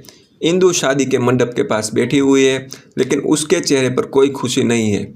उसकी आंखों में सैडनेस है, कन्फ्यूज़न है और शायद कुछ रिग्रेट्स भी है। बाकी लोग जहाँ सेरेमनी एंजॉय कर रहे हैं, वहीं इंदु बिल्कुल चुपचाप बैठी हुई है, जैसे उसके दिमाग में बहुत कुछ चल रहा हो। कैमरा उसके फेस पर फोकस करता है, उसकी आंखों में एक इमोशनल हैवीनेस क्लियरली दिखाई देती है। ये मोमेंट्स ऑडियंस के लिए एक बड़ा क्वेश्चन क्रिएट करता है, आखिर इंदु इतनी शेड क्यों है? शादी का एनवायरनमेंट है, सेलिब्रेशन का टाइम है, फिर भी उसका मूड इतना सीरियस और इमोशनल क्यों है? इसी वक्त कुछ लोग उसके पास आते हैं, शायद फैमिली मेम्बर्स या रिलेटिव्स। उन्हें भी इंदु का बिहेवियर थोड़ा अनयूजुअल लगता है। वो उसे पूछते हैं कि क्या हुआ है। उन्हें लगता है कि शायद इंदु नर्वस है या शायद कोई पर्सनल टेंशन है। लेकिन जब इंदु उसकी बात सुनती है तो उसका एक्सप्रेशन और भी इमोशनल हो जाता है, जैसे वो अंदर ही अंदर बहुत कुछ फील कर रही हो। और फिर यहाँ से स्टोरी एक इंटरेस्टिंग डायरेक्शन में चली जाती है। इंदु डिसाइड करती है कि वो अपनी स्टोरी बताएगी, अपना पास्ट बताएगी। वो बताती है उसकी लाइफ में क्या क्या हुआ था और कैसे एक इंसान उसकी लाइफ की सबसे इम्पोर्टेंट पार्ट बन गया। यहीं से फिल्म का मेन नैरेटिव स्टार्ट होता है। स्क्रीन धीरे धीरे प्रेजेंट से पास्ट की तरफ शिफ्ट होती है और अब स्टोरी हमें ले जाती है गोवर्धन की लाइफ में। गोवर्धन एक ऐसा इंसान है जो अपनी फैमिली के लिए जीता है। उसकी लाइफ का गोल सिंपल है, अपनी फैमिली को सपोर्ट करना, उनका ख्याल रखना, उन्हें एक बेटर लाइफ देना। गोवर्धन का कैरेक्टर फिल्म में एक सेल्फलेस फैमिली मैन के रूप में इंट्रोड्यूस होता है। वो कोई रिच बिजनेसमैन नहीं है, कोई पावरफुल पर्सनालिटी नहीं है, बल्कि एक नॉर्मल आदमी है जो हार्डवर्क करके अपनी फैमिली को सपोर्ट करता है। वो एक बिजनेस में काम करता है, एक रेगुलर जॉब जहाँ जो मेहनत करता है ताकि घर की ज़रूरतें पूरी हो सके। उसकी डेली लाइफ सिंपल है, सुबह काम पर जाता है, दिन भर मेहनत करना और फिर घर आके फैमिली के साथ टाइम स्पेंड करना। गोवर्धन के लिए फैमिली ही सब कुछ होती है, लेकिन हर फैमिली परफेक्ट नहीं होती है और गोवर्धन की फैमिली में भी प्रॉब्लम्स है। सबसे बड़ी प्रॉब्लम है उसका भाई। उसका ब्रदर एक ड्रंकर्ड है, अल्कोहल की वजह से उसका बिहेवियर अनस्टेबल हो गया है। वो अक्सर घर में प्रॉब्लम्स क्रिएट करता है, कभी आर्ग्यूमेंट्स, कभी फाइट्स, कभी अननेसेसरी ड्रामा। और नेचुरली गोवर्धन को ही इन सब सिचुएशन को हैंडल करना पड़ता है। गोवर्धन अपनी फैमिली का, अपनी भाभी का, अपने कजिन्स का, अपने नेफ्यू का, सबका ध्यान रखता है। एक तरफ उसका जॉब का प्रेशर है और दूसरी तरफ उसके घर की उसके माथे पे बहुत सारी रिस्पॉन्सिबिलिटी है। फिर भी गोवर्धन कभी कंप्लेन नहीं करता है। वो बहुत ही प्यार से अपनी दादी को, अपनी माँ को, सबको टेक केयर करता है। वो हर प्रॉब्लम को क्वाइटली हैंडल करता है। यहाँ पर फिल्म एक इम्पोर्टेंट थीम एस्टेब्लिश करती है, फैमिली रिस्पॉन्सिबिलिटी। गोवर्धन एक ऐसा कैरेक्टर है जो अपनी खुद की हैप्पीनेस से ज़्यादा फैमिली की हैप्पीनेस को इम्पोर्टेंस देता है। लेकिन उसकी लाइफ कम्प्लीटली चेंज होने वाली है और वो चेंज लेकर आने वाली है इंदु। एक दिन इंदु गोवर्धन की लाइफ में एंटर करती है। एक्चुअली इंदु उसके घर के ऊपर वाले रूम में शिफ्ट होती है। ये रूम गोवर्धन का पर्सनल स्पेस होता है, एक ऐसी जगह जहाँ वो कभी कभी अकेला टाइम स्पेंड करता है। लेकिन अब वहाँ इंदु रहने वाली है। स्टार्टिंग में ये सिचुएशन थोड़ी ऑकवर्ड होती है। एक अननोन लड़की सडनली उसके एनवायरनमेंट का पार्ट बन जाती है, लेकिन धीरे धीरे सब कुछ चेंज होने लगता है। इंदु का नेचर फ्रेंडली है और सरप्राइजिंगली गोवर्धन की फैमिली भी उसे जल्दी एक्सेप्ट कर लेती है। इंदु और गोवर्धन की फैमिली के बीच एक बहुत ही कंफर्टेबल बॉन्ड डेवलप होने लगता है। वो सबके साथ टाइम स्पेंड करती है, उनसे बातें करती है। धीरे धीरे वो उस फैमिली का एक इम्पोर्टेंट हिस्सा बन जाती है। गोवर्धन भी नोटिस करता है कि इंदु का प्रेजेंस घर के एनवायरनमेंट को थोड़ा लाइट बना रहा है। उनकी पॉजिटिव एनर्जी घर में एक अलग ही वाइब क्रिएट कर रही है और यहीं से गोवर्धन और इंदु के बीच एक कनेक्शन डेवलप होने लगता है। पहले कैजुअल कन्वर्जेशन होता है, फिर थोड़ा फ्रेंडली मोमेंट्स आते हैं और धीरे धीरे उन दोनों के बीच एक इमोशनल बॉन्ड बिल्ड होने लगता है। ये बॉन्ड सिंपल फ्रेंडशिप से ज़्यादा फील होने लगता है और इसी पॉइंट पर स्टोरी का रोमांटिक एंगल डेवलप होना स्टार्ट होता है। लेकिन यहाँ के क्या ये रिलेशनशिप इतनी इजीली ग्रो करेगा या फिर गोवर्धन की कॉम्प्लिकेटेड फैमिली लाइफ इस रिलेशनशिप के लिए प्रॉब्लम क्रिएट करेगी? और सबसे इम्पोर्टेंट सवाल, इंदु की लाइफ का एक्चुअल पर्पस क्या है? क्या वो सिर्फ एक टेनेंट है जो गोवर्धन के घर में रहने आई है या उसकी एंट्री के पीछे कोई और रीज़न भी है? क्या इंदु के इंटेंशन कोई और है? ये सब हमें पता चलेगा स्टोरी के नेक्स्ट पार्ट में। फिल्म के इस पार्ट में हमें इन दोनों के बीच ग्रेजुअली ग्रो होता हुआ बॉन्ड दिखाया जाता है। उनकी कन्वर्जेशन नेचुरल लगती है, उनके मोमेंट सिंपल होते हैं, लेकिन उन मोमेंट्स के अंदर एक सब्टल रोमांटिक फीलिंग डेवलप होने लगती है। धीरे धीरे कनेक्शन फ्रेंडशिप से आगे बढ़ने लगता है और एक पॉइंट पर गोवर्धन और इंदु दोनों रियलाइज़ करते हैं कि उसके बीच सिर्फ फ्रेंडशिप नहीं है, उनके बीच लव डेवलप हो चुका है। ये रियलाइजेशन उनकी रिलेशनशिप को एक नई डायरेक्शन देता है। अब वो सिर्फ एक टेनेंट और हाउस ओनर नहीं रहे, अब वो एक दूसरे के लिए इमोशनली इम्पोर्टेंट बन चुके हैं। लेकिन स्टोरी यहाँ सिंपल नहीं रहती है, क्योंकि गोवर्धन की फैमिली के अंदर एक और इमोशनल कन्फ्लिक्ट चल रहा है और वो कन्फ्लिक्ट उसका और उसके भाई का।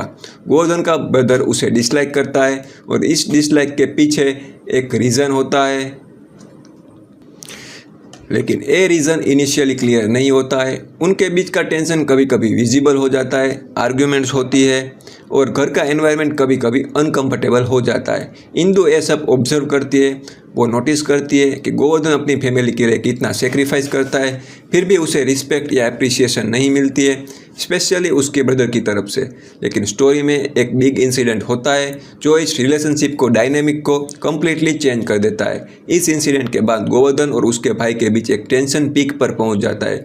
सिचुएशन इतनी सीरियस हो जाती है कि फैमिली के अंदर एक इमोशनल ब्रेकडाउन जैसा एटमॉस्फेयर क्रिएट हो जाता है।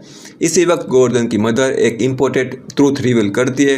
वो इंदु को बताती है कि गोवर्धन का ब्रदर उसे एक्चुअली क्यों हेट करता है।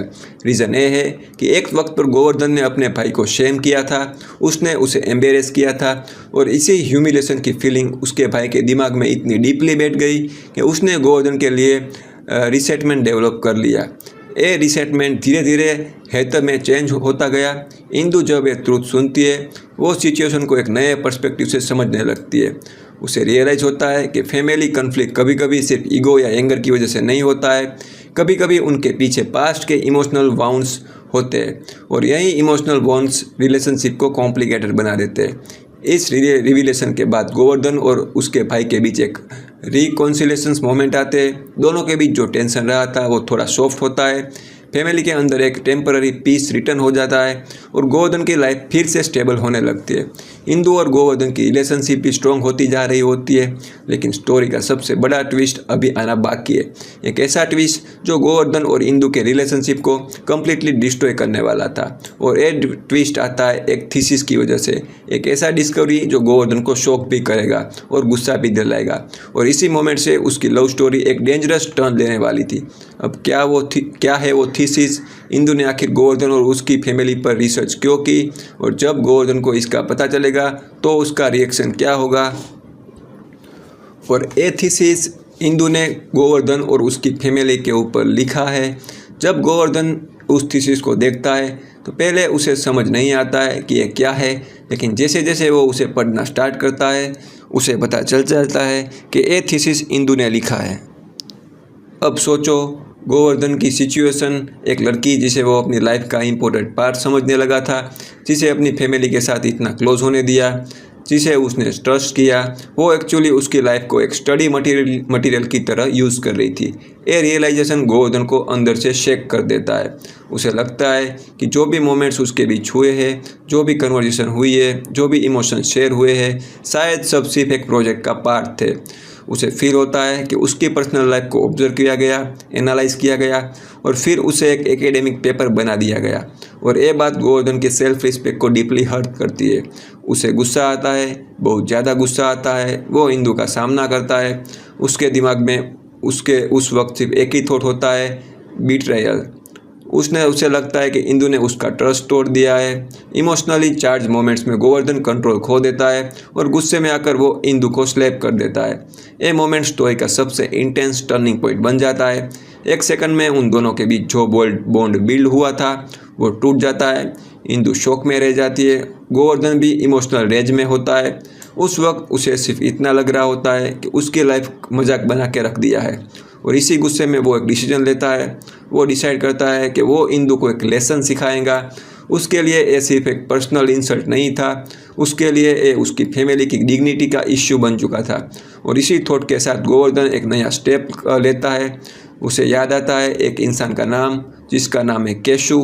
केशु वही आदमी है जिन्होंने कभी एक ज़माने में गोवर्धन को एक जॉब ऑफर दिया था उस वक्त गोवर्धन ने शायद वो अपॉर्चुनिटी एक्सेप्ट नहीं की थी, लेकिन अब सिचुएशन डिफरेंट है। गोवर्धन सीधा केशु के पास जाता है, वो उनसे रिक्वेस्ट करता है कि वो उसे कंपनी में ज्वाइन करने का चांस दे। केशु उसे एक्सेप्ट कर लेता है, लेकिन गोवर्धन की एक और रिक्वेस्ट होती है, वो एक बड़ा एडवांस पेमेंट मांगता है। ये डिमांड थोड़ी अनयूजुअल लगती है, लेकिन फिर भी केशु उसे वो एडवांस दे देते हैं, क्योंकि केशु को पता है कि गोवर्धन बहुत ही टैलेंटेड होता है और अब गोवर्धन के पास रिसोर्सेज है। लेकिन सवाल यह है वो इन पैसों का करेगा क्या। यहीं पर उसका रियल प्लान रिवील होता है। गोवर्धन डिसाइड करता है कि वो इंदु के थीसिस में जो भी कंक्लूजन लिखे गए थे, जो भी ऑब्जर्वेशन है, उन सबको गलत प्रूव करेगा।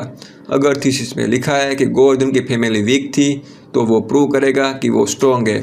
अगर थीसिस में उसकी स्ट्रगल्स को हाईलाइट किया गया है, तो वो दिखाएगा कि वो स्ट्रगल्स उन्हें डिफाइन नहीं करती है। बेसिकली गोवर्धन का मिशन क्लियर था, इंदु की रिसर्च को गलत साबित करना।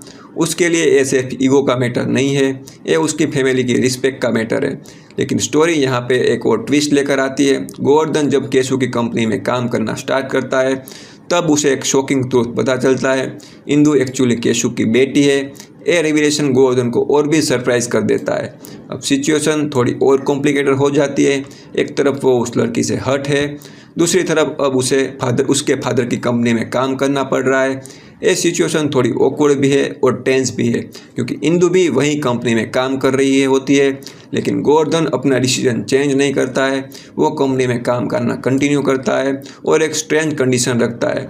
वो डिमांड करता है कि इंदु को जो भी मिले वही सब उसे भी मिलना चाहिए। ये डिमांड क्लियरली दिखाती है कि गोवर्धन के अंदर अभी भी एंगर और कंपटीशन के इमोशंस चल रहे हैं।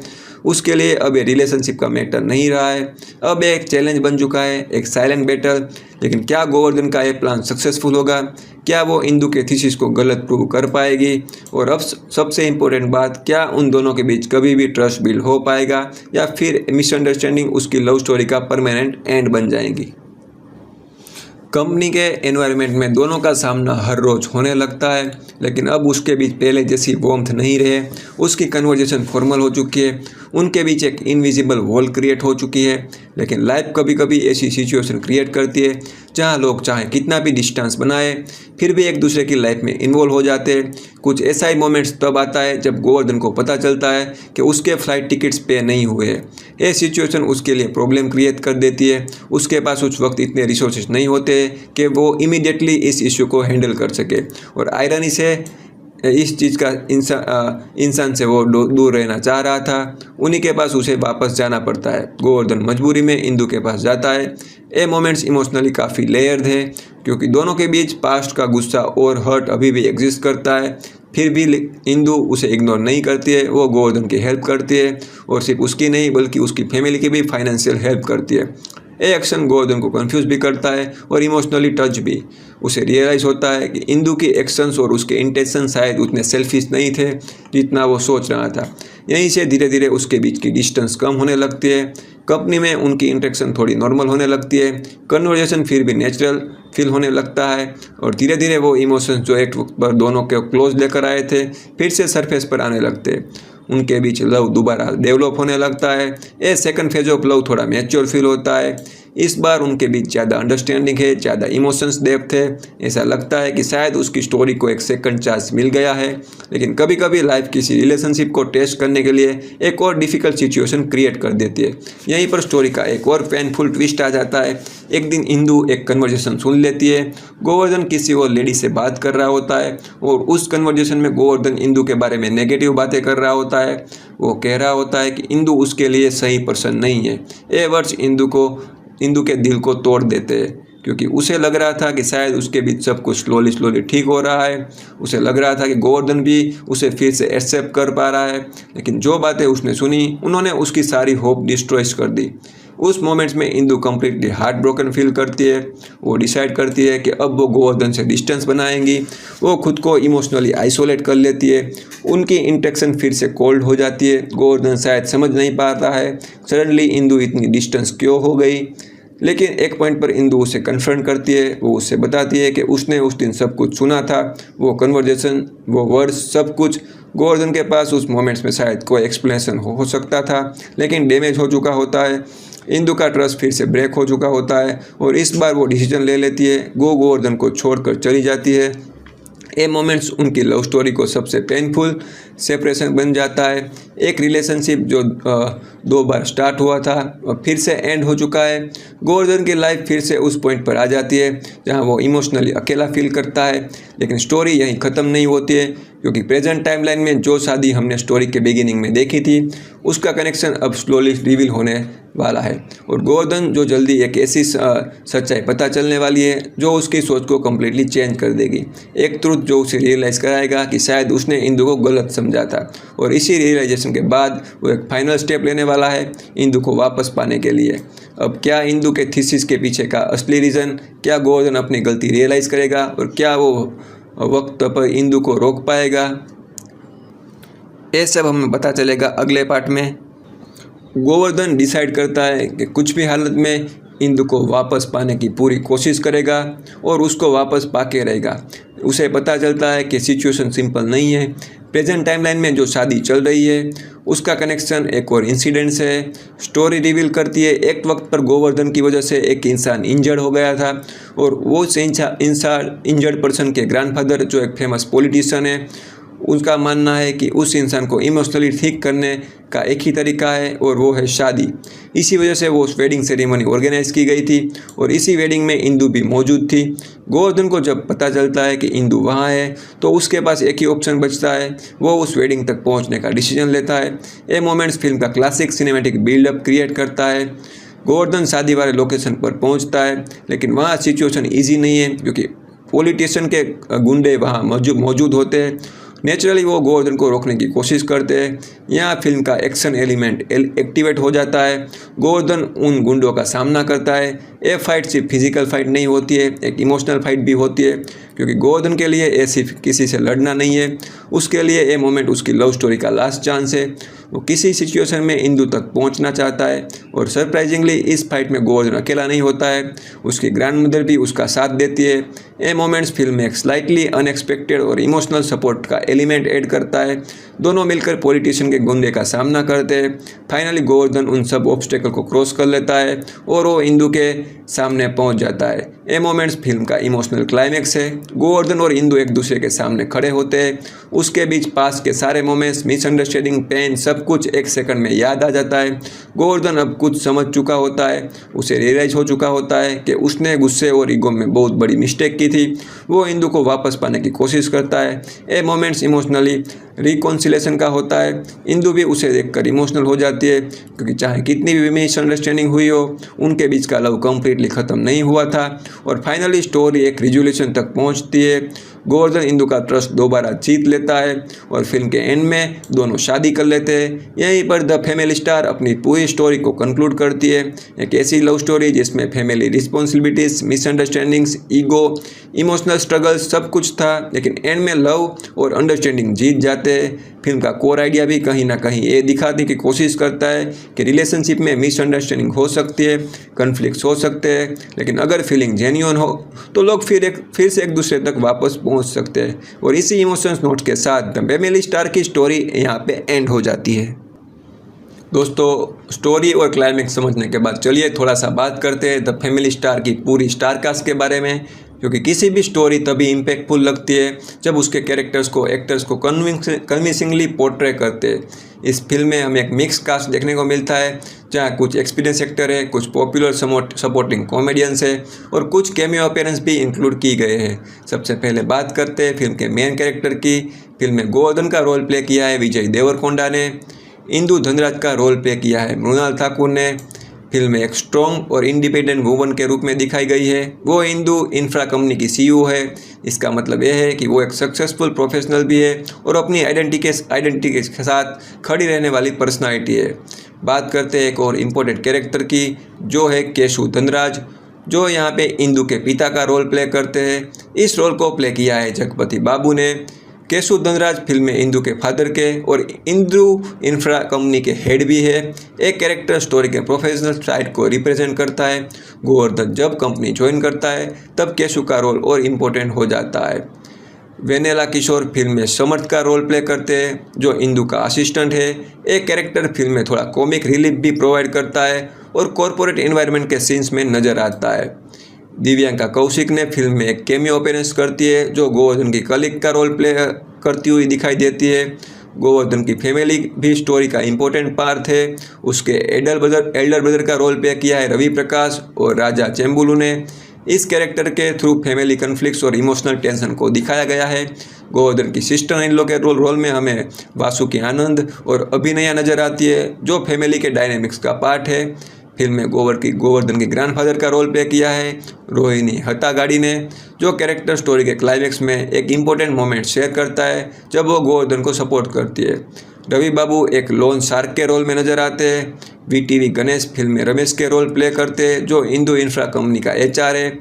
प्रभास सिन्हू गोवर्धन के फ्रेंड में दिखाई देते हैं। फिल्म के क्लाइमैक्स पोर्शन में जो पॉलिटिकल कन्फ्लिक्ट दिखाया जाता है, उसमें अच्युत कुमार एक पॉलिटिशियन के रोल में नजर आते हैं। उसके साथ ही अजय घोष एक राउडी के रोल में अपीयर होते हैं। शादी वाले सीन्स में कल्याणी नटराजन एक वेडिंग आंटी के रोल में नजर आती है। इसके अलावा कुछ शॉर्ट अपीयरेंस भी फिल्म में इंक्लूड किए गए हैं, जैसे कि जबरदस्त राम प्रसाद जो पेट्रोल बंक गाय के रोल में दिखाई देते हैं, नानाजी करी डिलीवरी बॉय के रोल में और किशोर वशिष्ठ ऑफिस स्टाफ में का रोल में। ये सारे कैरेक्टर मिलकर फिल्म के वर्ल्ड को कंप्लीट बनाते हैं और इसी कास्ट के साथ द फैमिली स्टार की स्टोरी स्क्रीन पर प्रेजेंट की गई थी, जहां फैमिली इमोशंस, रोमांस, मिसअंडरस्टैंडिंग और एक्शन सब एलिमेंट्स को कंबाइन करने की कोशिश की गई थी। अब दोस्तों, किसी स्टोरी और कैरेक्टर समझने के बाद चलिए थोड़ा सा बात करते हैं द फैमिली स्टार के प्रोडक्शन बैकग्राउंड के बारे में, क्योंकि हर फिल्म के पीछे एक इंटरेस्टिंग जर्नी होती है, आइडिया से लेकर शूटिंग और फाइनल रिलीज तक। इस प्रोजेक्ट की शुरुआत होती है 6 फरवरी 2023 से। इसी दिन ऑफिशियली अनाउंस किया गया था कि विजय देवरकोंडा एक बार फिर से डायरेक्टर परशुराम के साथ कोलैबोरेट करने वाले हैं और एक कोलैबोरेशन फैंस के लिए काफ़ी एक्साइटिंग था, क्योंकि इससे पहले विजय देवरकोंडा और परशुराम ने साथ फिल्म में गीता गोविंदम में 2018 में साथ में काम किया था, जो ऑडियंस के बीच काफ़ी सक्सेसफुल रही थी। उस फिल्म के बाद दोनों का कॉम्बिनेशन एक पॉपुलर डायरेक्टर एक्टर पेयर बन गया था। इसी वजह से जब अनाउंसमेंट हुआ कि परशुराम अपनी नेक्स्ट डायरेक्टर फिल्म के लिए फिर से विजय देवरकोंडा के साथ काम करने वाले हैं, तो नेचुरली फैंस की एक्सपेक्टेशन काफ़ी ज़्यादा हाई हो गई थी। उस वक्त परशुराम अपनी प्रीवियस फिल्म सरकारू वारी पाता जो 2022 में रिलीज हुई थी, उसके बाद एक नए प्रोजेक्ट की प्लानिंग कर रहे थे और इसी प्रोजेक्ट को लेकर द फैमिली स्टार के नाम से जाना गया था। इस फिल्म को प्रोड्यूस करने की रिस्पॉन्सिबिलिटी श्री वेंकटेश्वर क्रिएशन ने ली थी। ये production house Telugu film industry में काफ़ी वेल नोन है और इसे जॉइंटली हेड करते हैं दिल राजू और सीरीज। ये दोनों प्रोड्यूसर पहले भी काफ़ी सक्सेसफुल फिल्म प्रोड्यूस कर चुके हैं, इसीलिए जब उन्होंने इस प्रोजेक्ट को सपोर्ट किया तो इंडस्ट्री में इस फिल्म को एक स्ट्रॉन्ग प्रोडक्शन प्रोजेक्ट के रूप में देखा गया। प्रोडक्शन कंपनी ने 14 जून 2023 को ऑफिशियली प्रोजेक्ट कंफर्म किया था। उसी वक्त फिल्म का ऑफिशियल टाइटल रिवील नहीं हुआ था। प्रोजेक्ट को टेम्पररी VD13 नाम दिया गया था। इस अनाउंसमेंट के वीक में फिल्म का मुहूर्त पूजा सेरेमनी भी ऑर्गेनाइज किया गया। इंडियन फिल्म इंडस्ट्री में मुहूर्त पूजा एक ट्रेडिशनल रिचुअल होता है, जहां फिल्म की ऑफिशियल शूटिंग स्टार्ट होने से पहले एक ऑस्पियस सेरेमनी भी की जाती है। इस इवेंट में फिल्म के कास्ट और क्रू मेंबर्स प्रेजेंट थे। इसी इवेंट के दौरान एक और इम्पोर्टेंट इन्फॉर्मेशन रिवील हुई। यहाँ फैंस को पता चला कि फिल्म में मृणाल ठाकुर भी लीड एक्ट्रेस के रूप में अपीयर करने वाली है। इस अनाउंसमेंट ने ऑडियंस के एक्साइटमेंट को काफ़ी ज़्यादा बढ़ा दिया था, क्योंकि विजय देवरकोंडा और मृणाल ठाकुर की पेयरिंग उस वक्त एक फ्रेश ऑन स्क्रीन कॉम्बिनेशन थी। मुहूर्त सेरेमनी के बाद प्रिंसिपल फोटोग्राफी स्टार्ट होने वाली थी और शूटिंग के कुछ टाइम बाद एक और कास्टिंग अपडेट सामने आया। फिल्म में दिव्यांशा कौशिक को भी कास्ट किया गया। उन्होंने फिल्म में सेकंड लीड एक्ट्रेस के रूप में अनाउंस किया गया। इस अनाउंसमेंट ने क्लियर कर दिया था कि फिल्म में मल्टीपल इंपॉर्टेंट कैरेक्टर होने वाले हैं जो स्टोरी को डिफरेंट डायरेक्शन में ले जाएंगे। उस वक्त तक फिल्म का ऑफिशियल टाइटल रिवील नहीं हुआ था, लेकिन जून 2023 के आसपास इंडस्ट्री और फैंस के बीच एक टाइटल सर्कुलेट होने लगा। लोग स्पेकुलेट करने लगे कि फिल्म का नाम शायद द फैमिली स्टार हो सकता है और ये स्पेकुलेशन काफ़ी टाइम तक चलता रहा और फाइनली अक्टूबर 2023 में मेकर्स ने ऑफिशियली कंफर्म कर दिया कि टाइटल द फैमिली स्टार ही होगा। इसी टाइटल से क्लियर हो जाता है कि फिल्म का मेन फोकस एक ऐसे कैरेक्टर पर होने वाला है जो फैमिली के सेंटर में खड़ा है। अब अगर शूटिंग शेड्यूल की बात करें तो फिल्म की प्रिंसिपल फोटोग्राफी 15 जुलाई 2023 से स्टार्ट हुई थी। ये फिल्म का फर्स्ट शूटिंग शेड्यूल था। इस शेड्यूल का मेन लोकेशन था हैदराबाद तेलुगु फिल्म इंडस्ट्री का एक मेजर प्रोडक्शन हब है, इसीलिए फिल्म के कई सारे सीन्स यहीं शूट किए गए थे। इसी फर्स्ट शेड्यूल के दौरान एक इंटरेस्टिंग मोमेंट भी हुआ। 2 अगस्त को शूटिंग सेट पर हुई थी मृणाल ठाकुर का बर्थडे सेलिब्रेशन किया गया। फिल्म क्रू और कास्ट मेंबर ने सेट पर ही उनका बर्थडे सेलिब्रेट किया, जो फिल्म की प्रोडक्शन जर्नी का एक मेमोरेबल मोमेंट बन गया। शूटिंग मल्टीपल शेड्यूल्स में प्लान की गई थी और फिल्म का थर्ड शेड्यूल काफ़ी स्पेशल लोकेशन पर शूट हुआ। दिसंबर के एंड में फिल्म की टीम न्यूयॉर्क पहुंची। यहाँ फिल्म का एक इम्पोर्टेंट शेड्यूल शूट किया गया। इंटरनेशनल लोकेशन पर शूट करने फिल्म को विजुअली एक डिफरेंट स्केल और एटमॉस्फेयर देने के लिए प्लान किया गया था। इसी तरह हैदराबाद और न्यूयॉर्क जैसे लोकेशन पर अलग अलग शेड्यूल कंप्लीट करके फिल्म की शूटिंग ग्रेजुअली फिनिश की गई और इसी प्रोसेस के थ्रू द फैमिली स्टार अपने डेवलपमेंट फेज से लेकर शूटिंग फेज तक कंप्लीट हुई। अब दोस्तों चलिए बात करते हैं द फैमिली स्टार के म्यूज़िक के बारे में, जो फिल्म का एक इम्पोर्टेंट क्रिएटिव एलिमेंट था। इस फिल्म का म्यूजिक और बैकग्राउंड स्कोर कंपोज किया है गोपी सुंदर ने। गोपी सुंदर साउथ इंडियन फिल्म इंडस्ट्री के एक वेल नोन म्यूजिक कंपोजर है, जिन्होंने कई रोमांटिक और इमोशनल फिल्म के लिए मेमोरेबल साउंड ट्रैक क्रिएट किए गए हैं। द फैमिली स्टार में उसका इन्वॉल्वमेंट एक इंटरेस्टिंग बात इसीलिए था क्योंकि ये विजय देवरकोंडा के साथ उसकी थर्ड कोलैबोरेशन थी। इससे पहले दोनों ने साथ में काम किया था गीता गोविंदम में, जिसका म्यूजिक ऑडियंस के बीच काफ़ी पॉपुलर हुआ था। उसके बाद दोनों फिर से एक साथ काम कर चुके थे फिल्म वर्ल्ड फेमस लवर, जो 2020 में आई थी। इसीलिए जब अनाउंसमेंट हुआ कि द फैमिली स्टार का म्यूजिक भी गोपी सुंदर ने कंपोज करने वाले हैं, तो नेचुरली फैंस को एक्सपेक्टेशन थी कि फिल्म का साउंड ट्रैक भी रोमांटिक और इमोशनल टोन को स्ट्रॉन्ग बनाएगा। सिर्फ विजय देवरकोंडा ही नहीं बल्कि डायरेक्टर परशुराम के साथ भी गोपी सुंदर का सेकंड कोलैबोरेशन था। परशुराम और गोपी सुंदर ने पहले भी साथ में गीता गोविंदम में काम किया था। इसी वजह से फिल्म के म्यूजिक डिपार्टमेंट में एक फेमिलियर क्रिएटिव कॉम्बिनेशन को देखने को मिला। फिल्म का पहला सिंगर नंदा रिलीज हुआ था 8 फरवरी 2024 को। यह सॉन्ग फिल्म का फर्स्ट म्यूजिकल ग्लिम्स था, जो ऑडियंस को फिल्म के रोमांटिक और इमोशनल टोन की झलक देता है। उसके बाद फिल्म का सेकंड सिंगल कल्याणी वाच्छा वाच्छा रिलीज़ किया गया था 12 मार्च 2024 को। फिर फिल्म का थर्ड सिंगल मधुरामा काडू रिवील किया गया था 25 मार्च 2024 को। इस तरह गोपी सुंदर के म्यूजिक के साथ द फैमिली स्टार का म्यूजिकल साइड कंप्लीट होता है, जहां रोमांटिक फील, इमोशनल मोमेंट्स और फिल्म के नैरेटिव को सपोर्ट करने वाला बैकग्राउंड स्कोर क्रिएट किया जाता है। अब दोस्तों बात करते हैं फिल्म के होम मीडिया और OTT की रिलीज़ के बारे में। आज के टाइम में थिएटर के बाद किसी भी फिल्म का नेक्स्ट इंपॉर्टेंट फेज होता है उसका डिजिटल स्ट्रीमिंग रिलीज, क्योंकि बहुत सारे व्यूअर्स थिएटर में फिल्म नहीं देख पाते और वो OTT प्लेटफॉर्म पर उसे देखना प्रीफर करते। तो फैमिली स्टार के डिजिटल स्ट्रीमिंग राइट्स एक्वायर किए थे द अमेजॉन प्राइम वीडियो ने। फिल्म का OTT प्रीमियर हुआ था 26 अप्रैल 2024 को। प्राइम वीडियो पर फिल्म को तेलुगु, मलयालम और तमिल लैंग्वेज में अवेलेबल कराया गया था। इस तरह मेकर्स ने ट्राई किया था कि फिल्म सिर्फ तेलुगु ऑडियंस तक लिमिटेड ना रहे, बल्कि साउथ इंडियन रीजनल ऑडियंस तक भी इजीली रीच कर पाए। OTT रिलीज़ का एक और एडवांटेज ये होता है कि फिल्म को एक सेकंड लाइफ मिल जाती है। इसी वजह से स्ट्रीमिंग प्लेटफॉर्म फिल्म को रीच में काफ़ी एक्सपांड कर देते हैं। तो फैमिली स्टार भी थिएरेटिकल रन के बाद प्राइम वीडियो पर अवेलेबल हो गई, जहां व्यूअर्स उसे अपनी कन्वीनियंस का अकॉर्डिंग स्ट्रीम कर सकते हैं। और इसी तरह फिल्म का थिएरेटिकल जर्नी कंप्लीट होने के बाद उसका डिजिटल फेज ऑफिशियली स्टार्ट हुआ था। अब अगर क्रिटिक्स के रिव्यू की बात करें तो फैमिली स्टार को ओवरऑल मिक्स से लेकर नेगेटिव रिस्पॉन्स मिला था। काफ़ी क्रिटिक्स ने विजय देवरकोंडा और मृणाल ठाकुर की परफॉर्मेंस को अप्रिशिएट किया। दोनों की ऑन स्क्रीन केमिस्ट्री को फिल्म का स्ट्रॉन्ग पॉइंट बताया गया। साथ ही फिल्म का म्यूजिक और प्रोडक्शन वैल्यू भी डिसेंट माने गए। रेटिंग की बात करें तो डिफरेंट क्रिटिक्स ने फिल्म को लगभग 1.56-3.5 स्टार के बीच रेट किया। कुछ रिव्यूअर्स ने फिल्म का फर्स्ट हाफ और रोमांटिक मोमेंट्स पसंद आए, लेकिन सेकंड हाफ और पेसिंग की वजह से फिल्म का ओवरऑल इम्पैक्ट कम हो गया। शॉर्ट में कहा जाए तो क्रिटिक्स के अकॉर्डिंग द फैमिली स्टार एक रूटीन रोमांटिक फैमिली ड्रामा है, जिसमें परफॉर्मेंस अच्छी है, लेकिन स्क्रीन प्ले और एग्जीक्यूशन की वजह से फिल्म अपनी फुल पोटेंशियल तक नहीं पहुँच पाई। दोस्तों फाइनली अगर द फैमिली स्टार के बॉक्स ऑफिस परफॉर्मेंस की बात करें तो फिल्म थिएटर में एक्सपेक्टेड लेवल तक परफॉर्म नहीं कर पाई।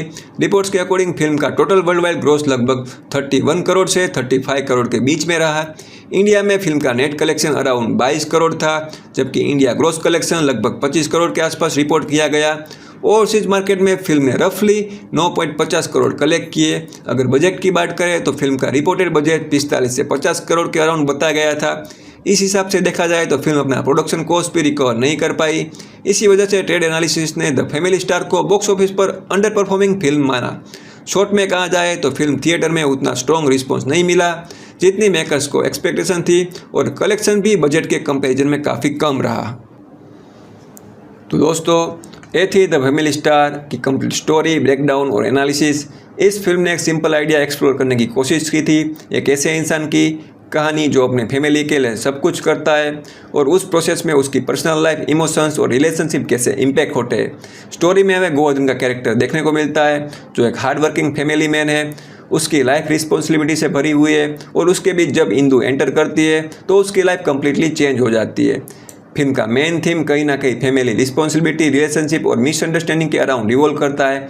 क्रिटिक्स के पर्सपेक्टिव से देखा जाए तो फिल्म को मिक्स से नेगेटिव रिव्यू मिले थे।